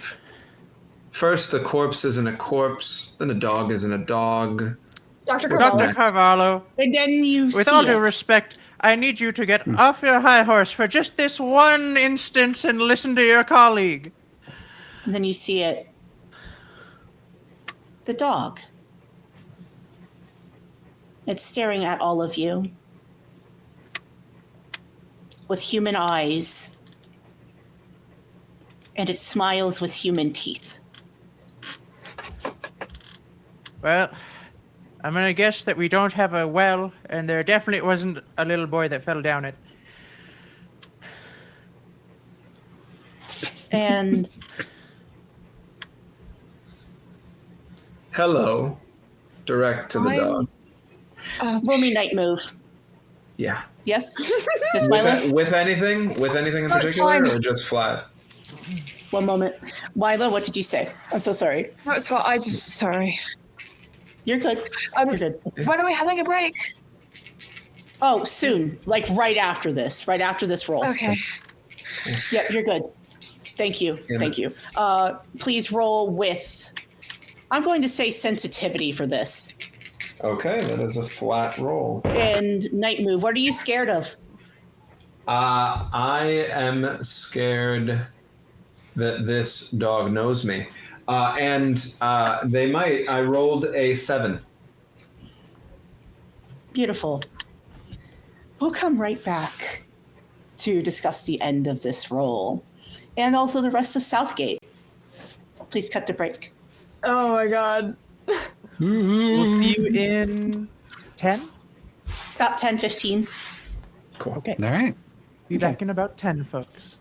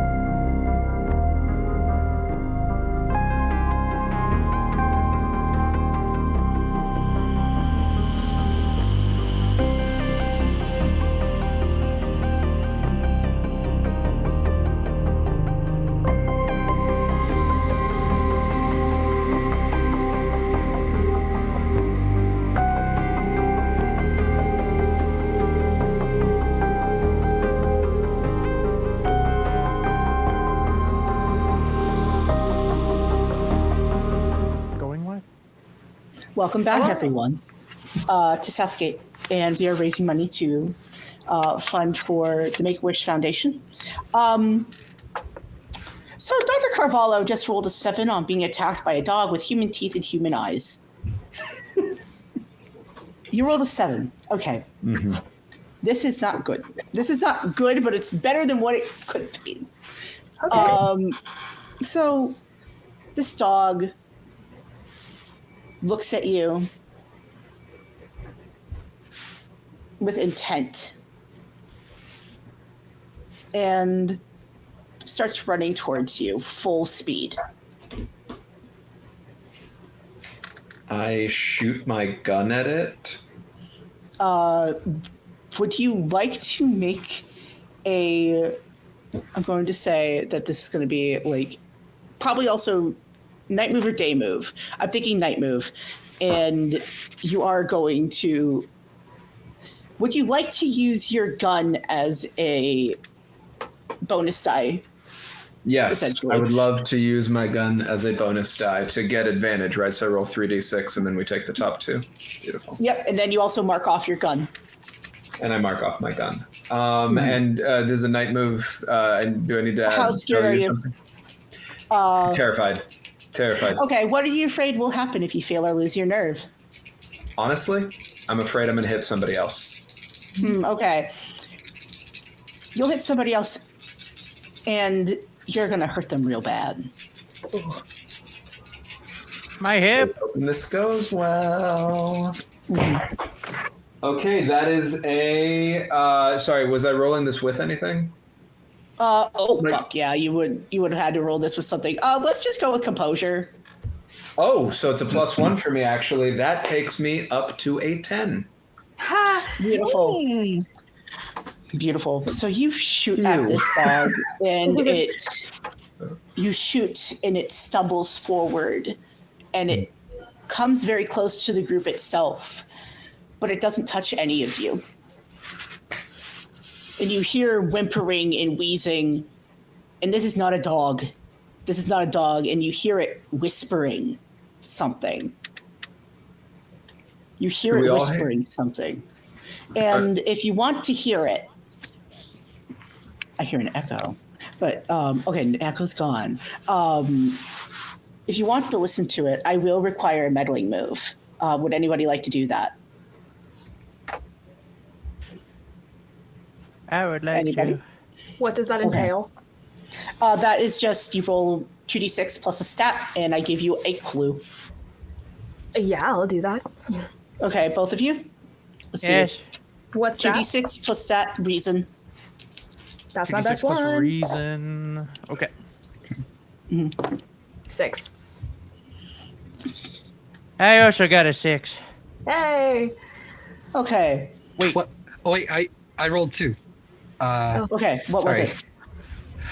I got a 6 and a 5 plus 1, so I got a 12. Ooh! Oh, it's gorgeous. Hey! Okay, beautiful. So the two of you, for Dr. Rose and Dr. West, you can't really make it out, and you start getting dangerously close. And that's when Dr. Kennedy hears the words, "Let no one be forgotten. Let no one be forgotten." Did little Timmy fall down the well? And you start noticing that its eyes are starting to move towards all of you. And that is another clue, is let no one be forgotten. And I will also highlight this so I do not forget it. Now, how many clues do you have? 1, 2, 3, 4. I think it's 5. 5. You have 5, yeah. And you have a moment of respite, at least for now, if you get away. And you see that Gloria is backing up. This is a problem. This is a fucking problem. What is going on? What are these things? Would you all like to start theorizing? Is it still moving? Are we like actively in danger right now? It's only its eyes have moved. Okay. Yes. So only its eyes have moved. You can move to somewhere safer, which is perfectly fine by me. I would say let's. Yeah. Yes, okay. Let's retreat to the bar if everybody's okay with that. Yes, let's. Well, wait. We can't be talking about this where there are other people. There is a church that is. Isn't Right there down the lane. another room in the lab? No. Oh, You want to go back in there? You want to no. go back in? Okay, I misunderstood how this is formatted. Church, sure. Yeah. Oaks makes a good point too. We shouldn't go back inside. I think that's a fool's move. And Yes. also, yeah. Yeah. Okay. So, church time. So, you make a move towards the church. And there is a very quiet moment. And you start hearing a song. And it's Someday You'll Want Me to Want You by Vaughn Monroe and his orchestra. Just playing slowly on the air. And you find the church. You find this little church. And you open up the door. And there's partially boarded up stained glass window there.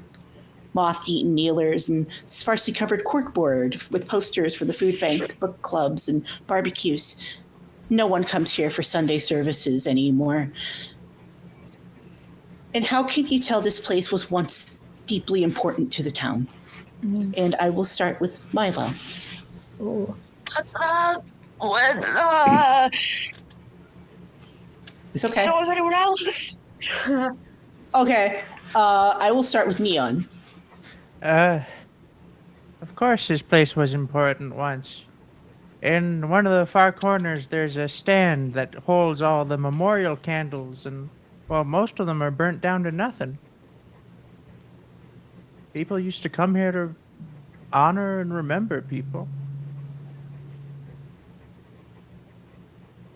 On the backside of a few of the pews, I would say like one or two of them, you can find little like wooden etchings that of various bored kids like basically writing conversations to each other.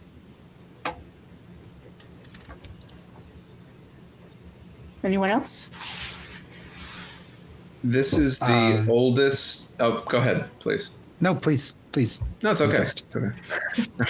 No, my You character's will have a Catholic. whole- I'm Americans are fine acting going awfully last. British right now. Exactly. The guilt, right? Okay. British right now, something? Good.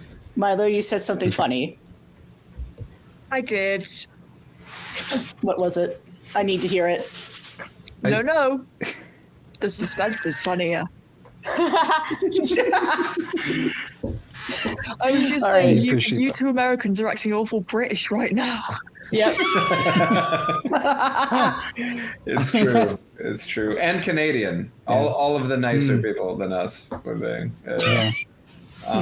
Hey, suck it.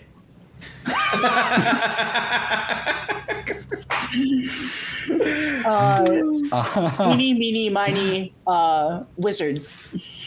Okay. About a decade before my time, there was a lightning storm that hit a gas main and a fire broke out amongst the facilities. Basically, every other building, you can see some sort of like errant scorch mark or like a part of the building that was like destroyed and like built back up using like shoddy materials or like something that was done like quickly or without a lot of skill. The church is the only building that people put genuine effort into making it look as if the fire never happened. And the church, like in many towns, is the oldest standing building in town, and has a lot of hidden compartments, maybe passageways, because it was used as a sanctuary in an earlier time for people deeply in need of it. Milo, do you have anything? Oh, God, not really. That's okay. No problem. And you walk into the church. And you smell pomade, but you don't see anybody. Like hair pomade, but you don't see anyone, luckily enough. Modern pastors, I swear to God. Is it? Go ahead. No, just as soon as we're in there and we're settled, Miss Carpenter, where did you find those? Who? I guess you didn't find them. Sorry, whoever found them. You know what I mean. Someone called it in from the old lab. Okay. Do you have any idea of what they could be? No. Okay. No. Hey, we're gonna figure this out. I can, because I can like see that she's stressed. I've just never seen anything like that. Can I ask you a question? Yeah. So there's a little GM reaction that I wrote into this. Mm-hmm. Why do you can't help but feel it that Miss Gloria Carpenter, why do you feel that she is an oddity? How old is she? Around her 40s. 40s?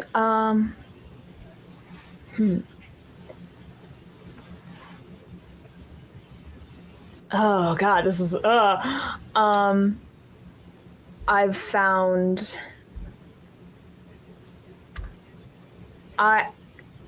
most places I have been in my life, and it is not very many, I have always been sort of a social outcast, and game recognizes game. There are some kids who don't necessarily like have anything obviously wrong with them that would be easy to pick out and bully. Some people are just on the sidelines because everyone else thought they should be. And I, as a kid who started out that way and then as he grew up, you know, became the weird kid who sleepwalks sometimes, I know what loneliness looks like. And I'm seeing it. And she explains, I got a call about a body near the old lab. The one that I used to work at for a while, and then it shut down. I never learned why. Okay. Can you tell us how long ago that was? About 5 years ago. Okay. And when you saw the body, did you recognize it as someone you worked with? No. Okay. Well, they were right when they said it's not human, so. Thank you. Thank you. I'm gonna like hand her a Kleenex. Then she just dabs her eyes gently. You still smell that hair pomade. So I was going to ask, that's unusual for this? Like, it's not, we don't, if any of us had ever walked into that church before, that isn't the scent of this church. Not usually. Not usually. Do we Like coming from. know what? Go ahead, please. Wait, go ahead, Milo. No, go on. No, it's okay. It's okay. No, I just no, asked a let's go. question.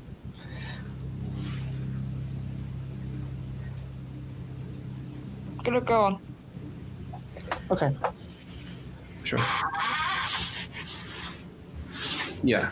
No, I just I was wondering if our characters might have any prior associations with the smell of pomade in the community. I think this is where. I think I will say that one of you has met at least the priest in town. Only once. You've never spoken to him. You only ever seen him and smelled hair pomade.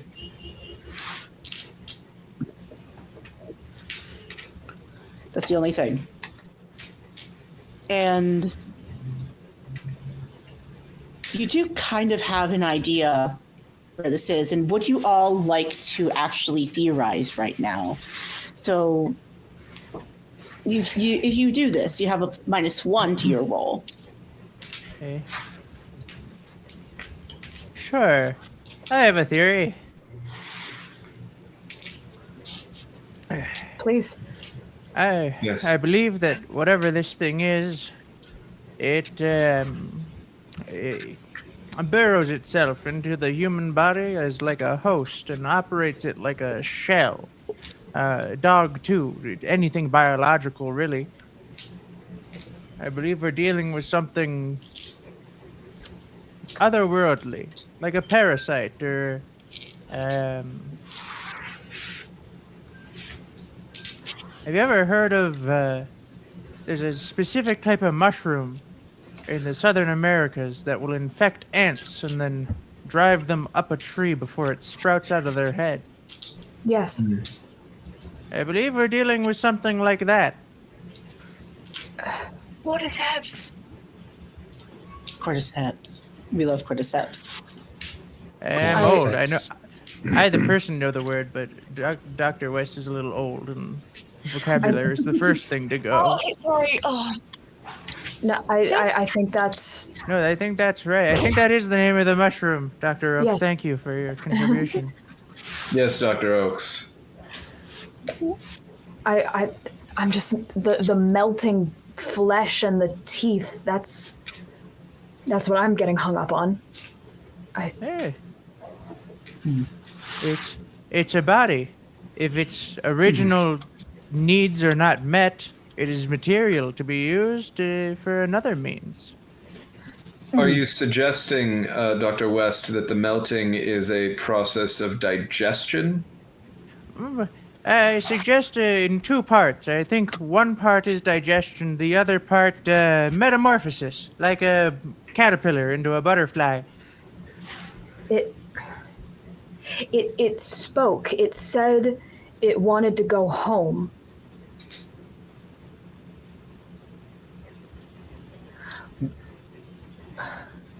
I used to sleepwalk when I was a kid, and I could sometimes have full conversations with people, and neither of us would even know, and I would have no memory of it when I woke up. And your suggestion is that you believe this is unconscious as well in its communications and actions? Well, Dr. I mean, Rhodes. that's one option. No, That or it sounds has plausible. a mind. That or it either has a mind that understands our language, or it's using whatever is left of the mind it's hosting. The dog said something as well. It said. I'm sorry, what? The dog. It also said something. It said it wanted to be remembered. Okay. The dog told you that it wanted to be remembered? Those That were is the exact far- words. That is far from the strangest thing that's happened today. Yeah. But it's Sorry, what were what- the exact words again? I'm sorry. Let no one be forgotten. Yeah. The exact wording was "let no one be forgotten." So. Let no one be forgotten. That may Yes. speak to motivation. If this thing wants, consciously or subconsciously, as you suggested, Dr. Rose, perhaps what it wants is to memorialize, to remember, to force others to remember. to make a statement, to exert some kind of control over the entropy of memory. Something along those lines, I think, could cause it to enact its will upon us violently. But to what ends? Are we to be cocoons for furtherance that it then takes the memories of and utilizes for its own purposes? Are we collected in some fashion? I asked it where home is. I tried to speak with it, and it just said that I couldn't help. Did that sound to you, Doctor, like a rejection? Did it sound to you like it wanted you to? Did it sound sad? Was there anything you could read on it? Yeah, I mean, it sounded scared. It sounded desperate. I don't know. So perhaps this thing is not actually malicious. Perhaps we are dealing with a wounded animal, essentially, or person, but not something seeking to do harm or to prey on us, something that is lashing out violently out of fear. Yeah, I mean, if we can't get it to talk to us without trying to hurt us, I don't understand how we're going to get anywhere with this. No, I understand. I just think that whether or not we are able to actually communicate with it effectively, it is important that we have a good profile on its motivations built out so that we can act accordingly. That does not mean, to be clear, that I am suggesting that we simply try to make peace with this. It seems to be incredibly dangerous, possibly far more so than any of us, and I think our most likely course of action that does not lead to our deaths or worse is either fleeing or destroying it. However, if we are to do that, we need to understand what we are dealing with.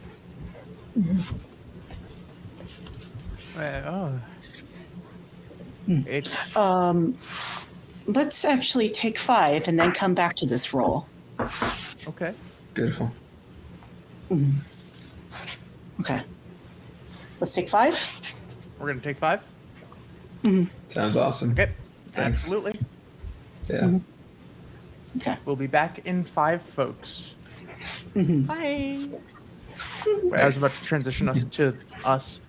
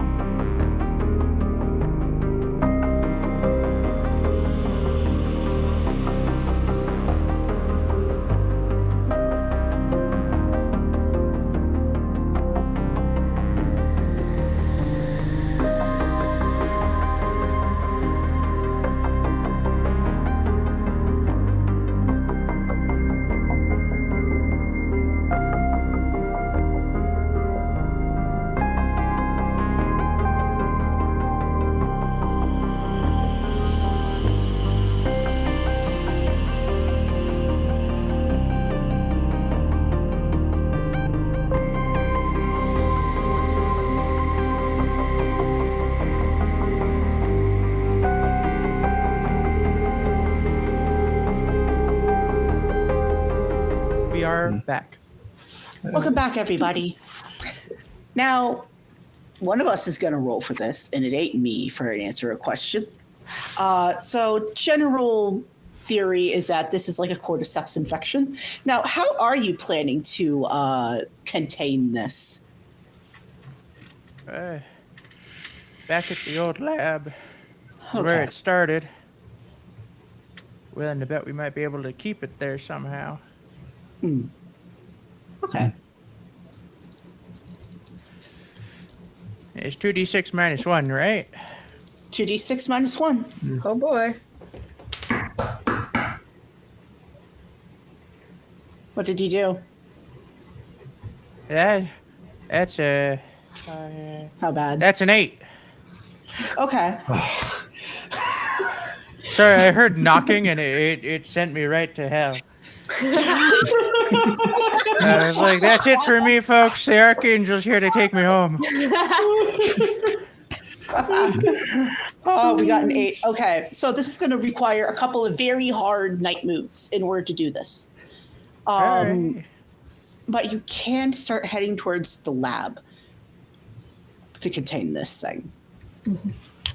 Now, as you do, you notice a couple other things. There is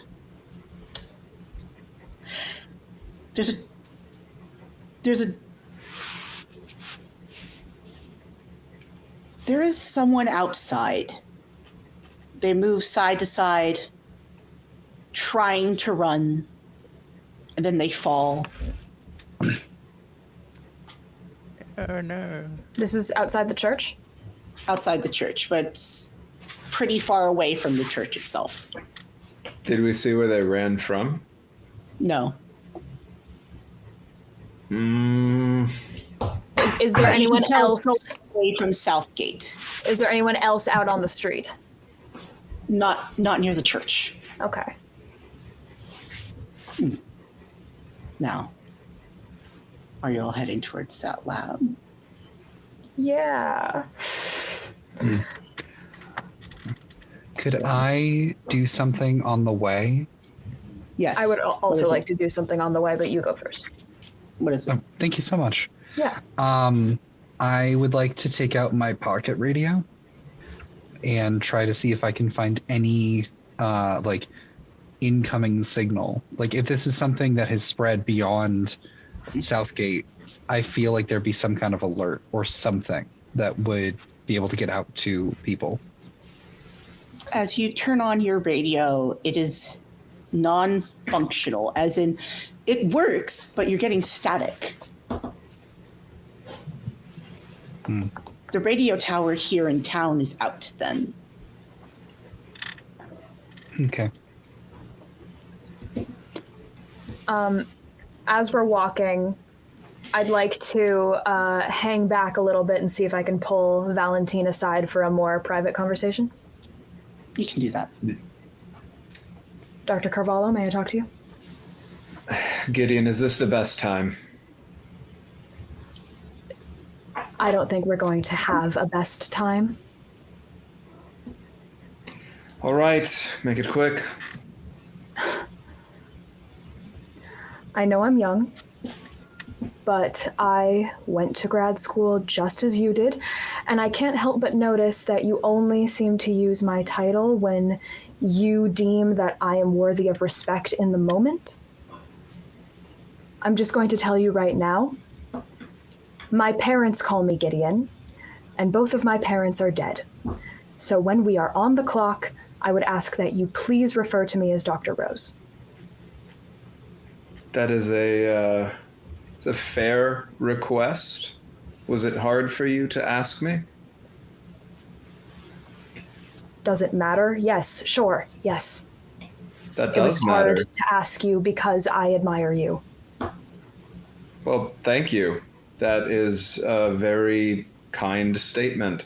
I don't know that this is the most appropriate time, Dr. Rose, to get into this discussion. Would you consider us on the clock right now, or may I call you Gideon? I would say this is part of the job. All right. But if well, there's something personal you'd like to ask me, I suppose we don't have a better time.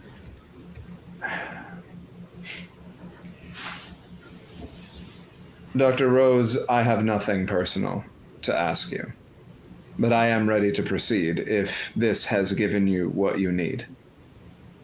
Do you have anything personal ever in your life? I mean, for Christ's sake, I used to spend my holiday and summer breaks on campus just studying, but you're on a completely different level.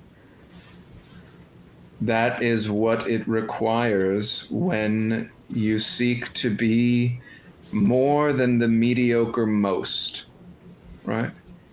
Perhaps as you get older, you will find it in yourself to embrace what I know you have. You have the ability to transcend what most can do, but you are too caught up in your emotions. Your motivations are in your way. It should not matter to you what I think of you. And it very clearly does. You compared me moments ago to your dead parents, and I am not and cannot be your father. I'm sorry. I don't want you to be. I didn't say that. I understand that It's you just a didn't matter of say respect, Dr. Carvalho. that. Dr. Respect Rose, that I've earned. have you? I don't know about Dr. you. West has earned respect. I am earning respect. You basically just got here. I don't know about you. I got into this so I could help people. And how are you doing that? I mean, I don't know if you've read my dissertation. I don't know if you have the time, but I'm trying to improve conditions in mental asylums. Yes, and you are doing that here with us. How? This is one of my first jobs out of school. I'm assuming you didn't get the PhD and immediately accomplished world peace. No, not world peace. Just a revolutionizing of forensic analysis. Uh-huh. However, I will say that is not a bar that I expect everyone can achieve. And there are many notable, laudable people who achieve much later in life. No, I am simply pointing out to you that you are here more than anything else to learn, to assist, and, when you can't, get out of the way so that you can allow those among us who know how to do the things that you do not know how to do. Now, I'm sorry, we really should focus, but if there is anything else that I can do to help you focus, I will do that.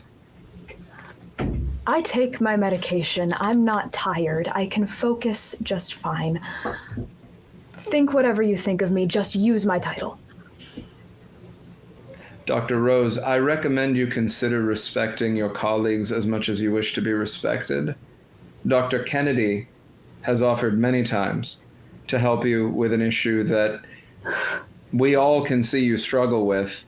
Your pride is keeping you from improving, and honestly, if I were Dr. Kennedy, I would feel disrespected.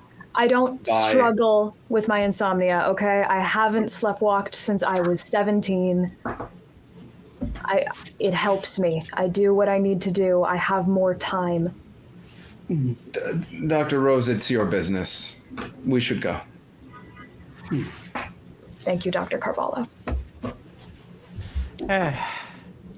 Young love.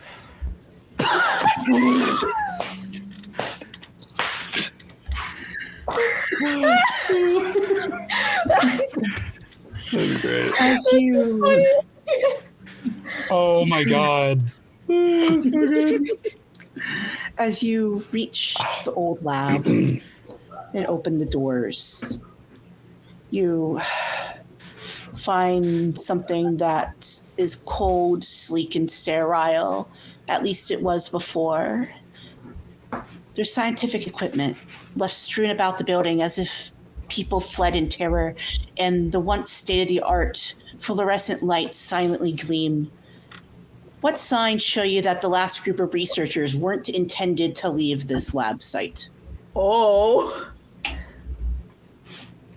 I'm gonna need that one more time. Hold on. Uh-oh. No, Neon. Oh Yeah. no. Yeah. I'm good. Yay. I need that one more Okay. time. Barry. Okay. The description or the paint the scene? Ooh. Both. I got the description. Paint the scene. What signs show you that the last group of researchers weren't intended to leave this lab site? Yeah.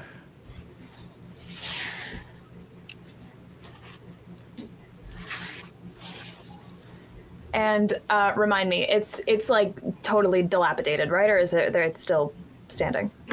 It's still standing. Oh, okay. Then I will say the front door only locks from the outside. Okay. Anyone else? There are no windows. Holy Hey! Oh my god! There are really no windows. There My are most anti windows.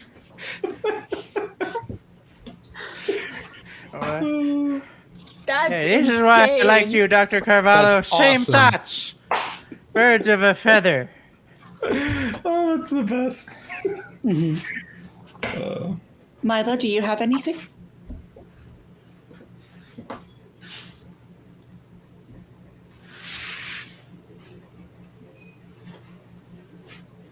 No? Okay. Is there anyone else who hasn't said anything? Broken Wizard.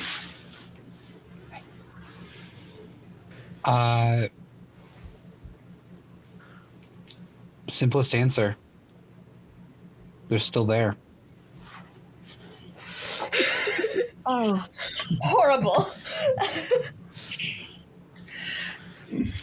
So good. And you walk into oh, this sorry. lab. Oh, sorry. Yes. I thought we were still going. Go ahead. Go ahead. I thought you were going to No, say no, anything. no, I'm no, so no. sorry. No. Okay. Go ahead. Go ahead. It's okay. I I'm think that was serious. I think that was a head shake. Oh, okay. Okay. So you walk into this lab and you start seeing the first signs of something wrong when you find something in the lab, at least in the early part of it, that is a governmental document envelope marked top secret, and in the bold on the first page is decommissioned and the words, "No one leaves Southgate." And as you move further and deeper inside, you hear the mutterings of what are almost words. And you see long dried blood on the floor and on the walls and on the ceiling until it is a mess. And some of the blood is still fresh, despite this place being closed 5 years ago. Would all of you roll with composure, please, night move? And tell me your results. Oh, hey, you're gonna love mine. That is a 6. 10. 8. Okay. 13. Damn. Kennedy! Mama? Kennedy's looking around and is like, is this barbecue sauce? I hope it is. Milo, what was your score? What was that with? Composure. With composure, yeah. That's a 3. Okay, this is a mixed bag. Okay, so Those of you who got a Nick success, raise your hand. 7 to 9. Okay, so okay, beautiful. I'm going to start with the most successful and work my way down. Okay. For those of you that got the highest scores, you managed to find the main lab site without really anything happening, and you managed to find it due to just pure luck.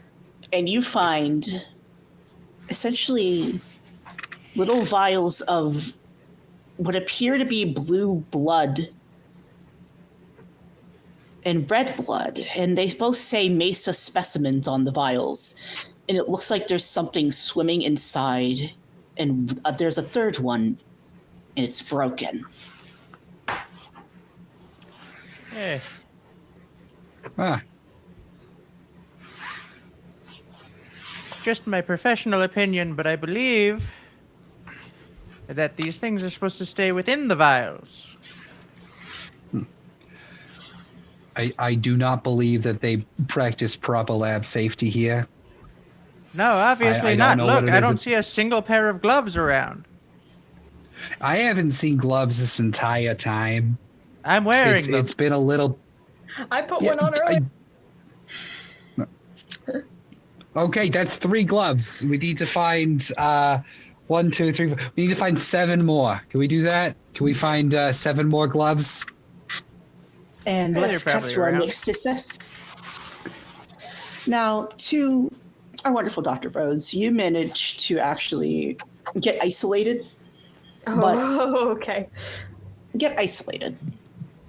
But you're not far from the other two. You can start hearing them down the hall. You've been slipping and sliding on some of the leftover blood.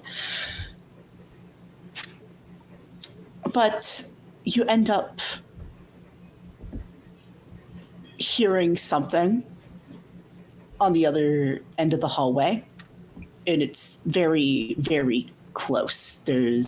Think of this place as like an eye, but there's another split for the labs in the middle of the eye. It's coming from that second hallway, and you're near the third.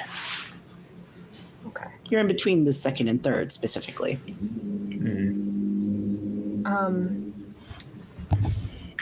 I'm going to try and creep up, just stepping very carefully, and I'm going to try to peek around the corner. I will request another night move. What are you scared of if you fail or lose your nerve? Oh boy. I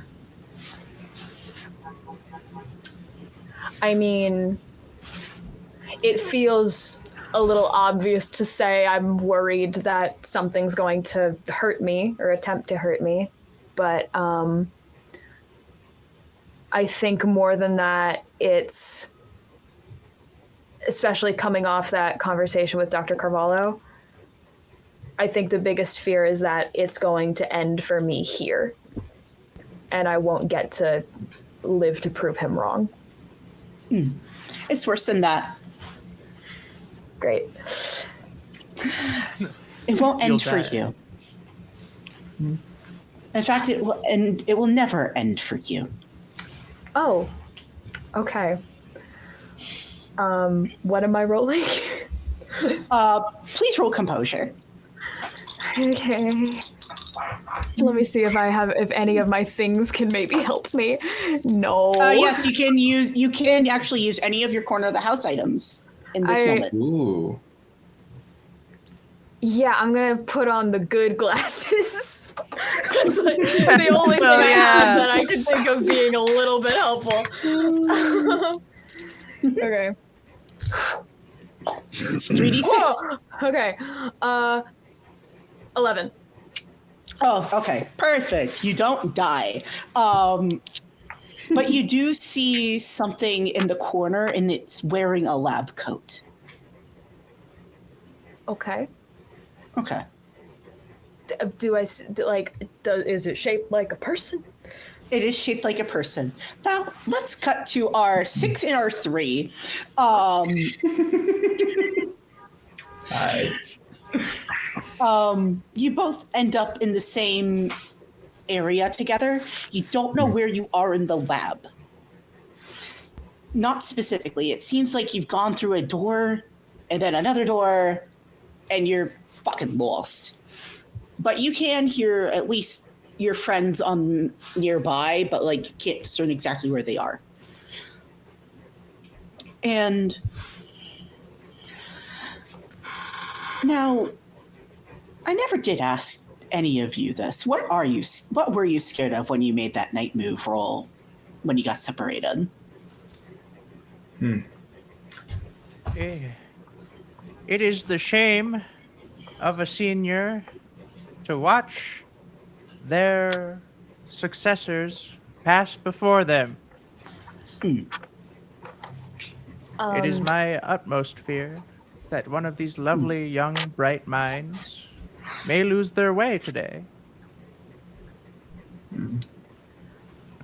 I would say the fear that I am actively working for people who are harming others.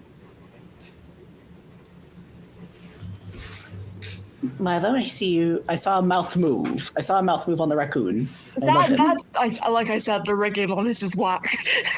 I love him though. I love him. And for the two of us, for our two people that got lost, what did you fear for that?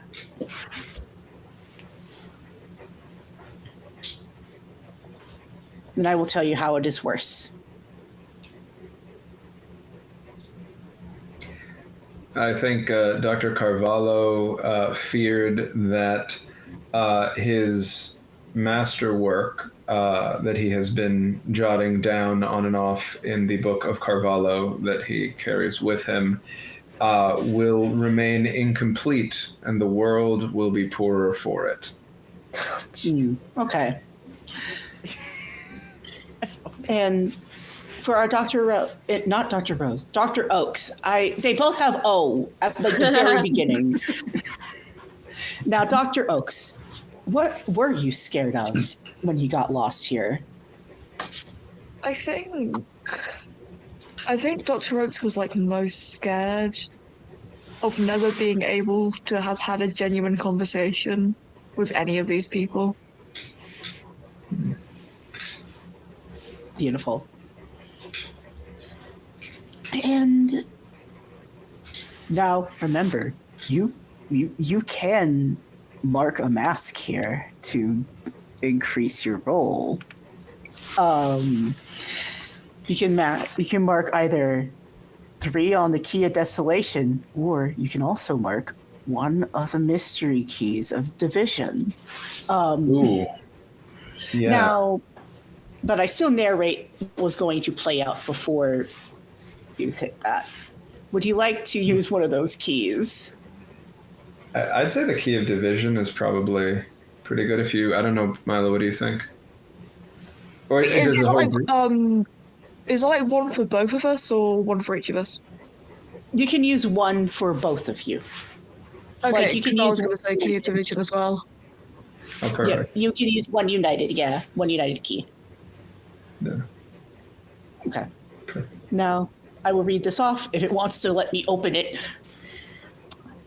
After some careful thought, you each come to the conclusion that someone else's carelessness, or God forbid maliciousness, caused that lab fire. Who do you think started it? How or why? I will Gloria. limit this to just the 2 that are lost. Sure. For Carvalho, I think he immediately thinks Gloria. She's the only member of this cohort that made it out, as had been understood and as she claimed was the only one who had survived. And there's some sense, even though he doesn't know everything that the others do, that might not be the case. So he thinks she did it either carelessly or maliciously, unless you tell me I need to make a decision, in which case I can. I think he doesn't know that yet, but he thinks it was her. Okay. And Milo, What does Dr. Oaks think? Dr. Oaks thinks it was Dr. West who started it. Huh. Just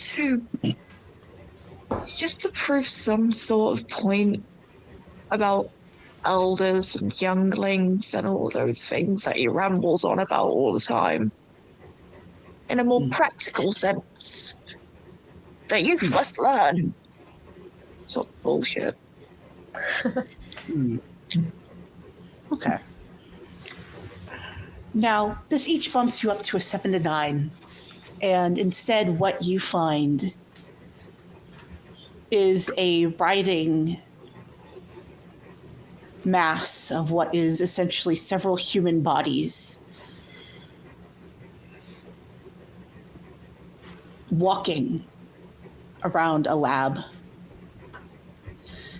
And they're all trying to speak something, but some people are conjoined at the cheek and can't speak with two tongues between them. Some are conjoined at the head, some are conjoined at elbows, but they all connect at the hip.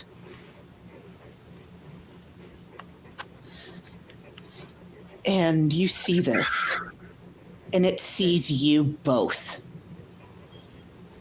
You have time to run. Is it just quickly? 1,000% yes. Can I ask a clarifying question? How many heads? When you say they see us, like, is it one set of eyes? Is it a bunch of heads? Like all of their heads? What's looking at us? One sees you out of the corner of their eyes, turns, and they all turn. Dr. Oaks? Want to book it? He does hesitate, but yeah, he does. Mm-hmm. Beautiful. No. I will let you guys run. Okay. I'll try, and you do have one little thing up your sleeve, by the way.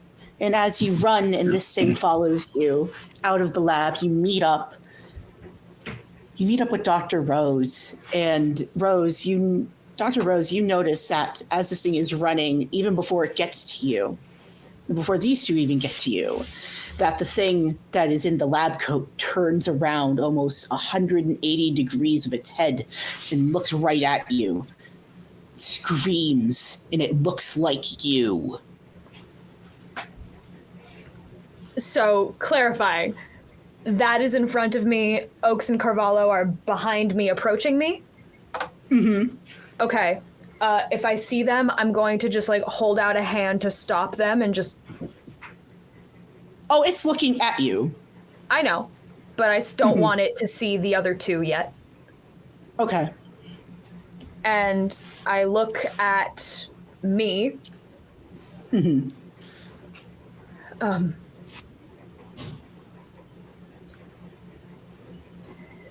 And also clarifying, can I have items that were not said that I have in the emergency pack, or is that my inventory? That is your inventory. Okay, cool. Then I'm looking at me.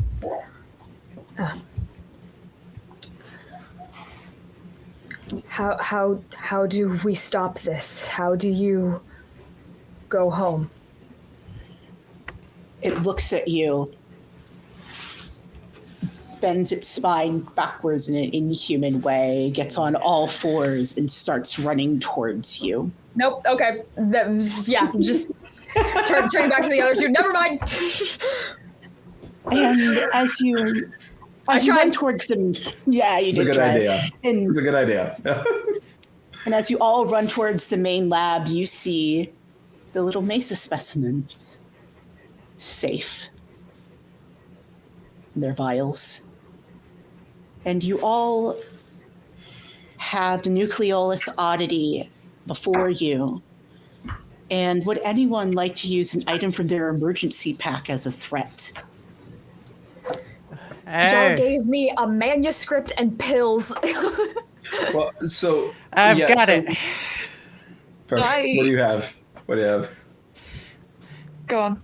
I would like to threaten this thing with my can of hairspray and matches. Oh, I have a scalpel. What? I forgot. And better Okay, behave, guys, I or I'll Huh? take us all out. yep. But we're also Anyway, wrapping up, Milo. by the way. We're wrapping up, by the way, Milo. Don't worry. yeah, I didn't say anything. Oh, sorry. I'm sorry. No, it's okay. Okay. Okay.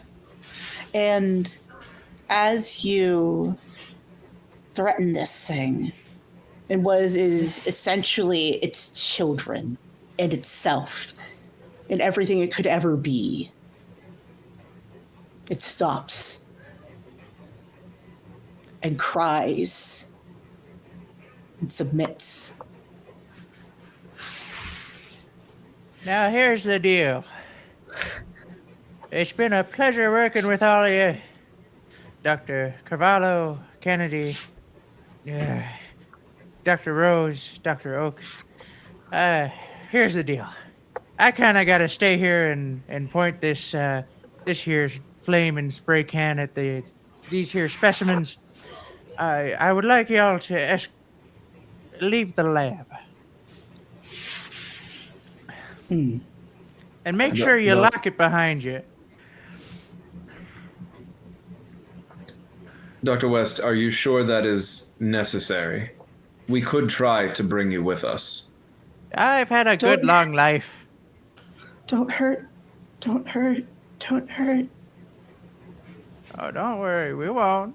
As long as you behave. I will. I will. We will. Maybe we can just leave it then. We could board this up. Dr. West, you could come out with us. No one ever comes in again. I won't leave. Just leave them alone.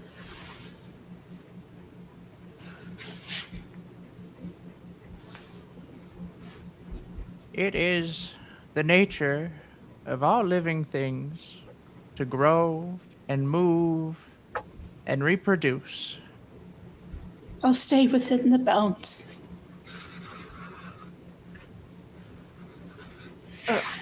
Okay, then yeah, Dr. West, let's leave. We'll All right. we'll tell them whatever we have to tell them, and they can leave this alone. No one comes back.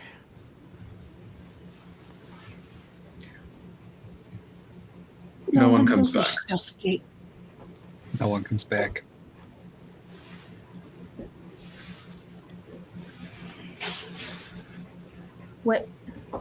When you say no one leaves, what?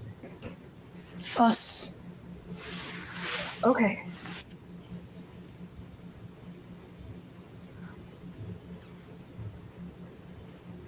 Are we us? No. Okay. And If you could go home, where would you go? the stars. Okay.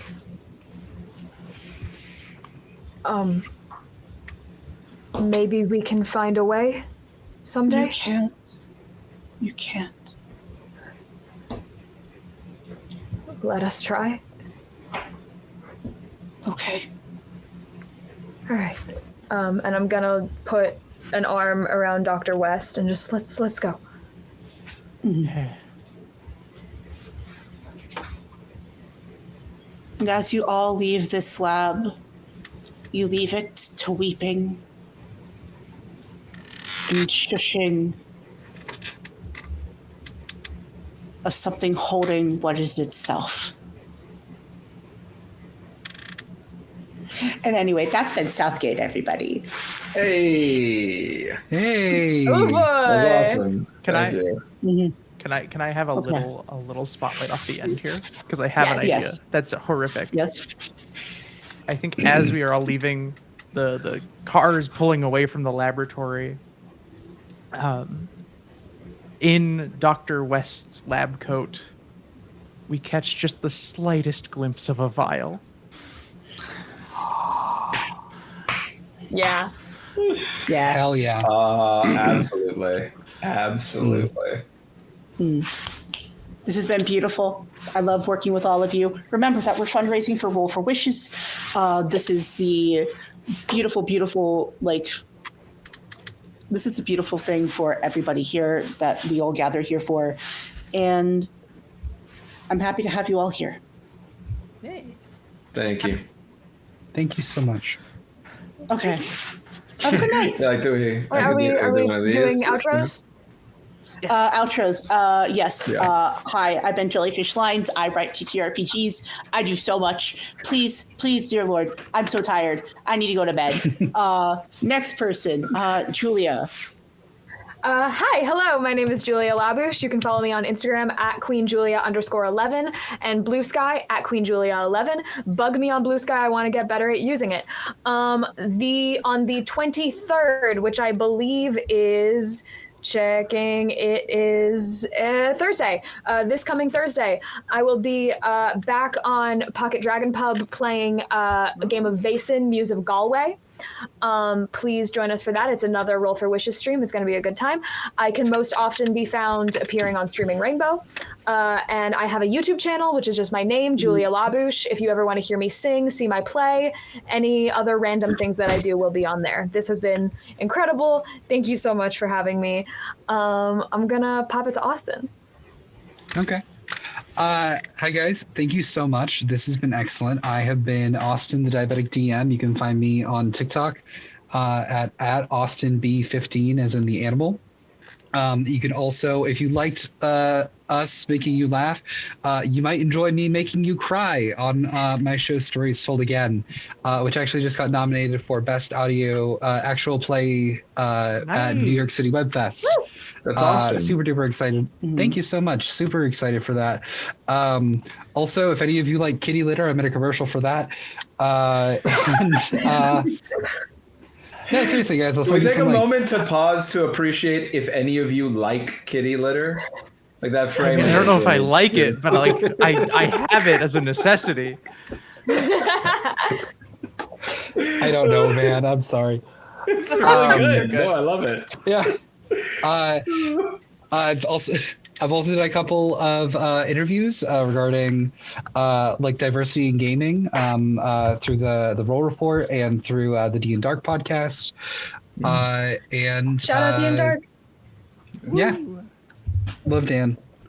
But yeah, this has been excellent. I loved playing with you all. Thank you so much for including me.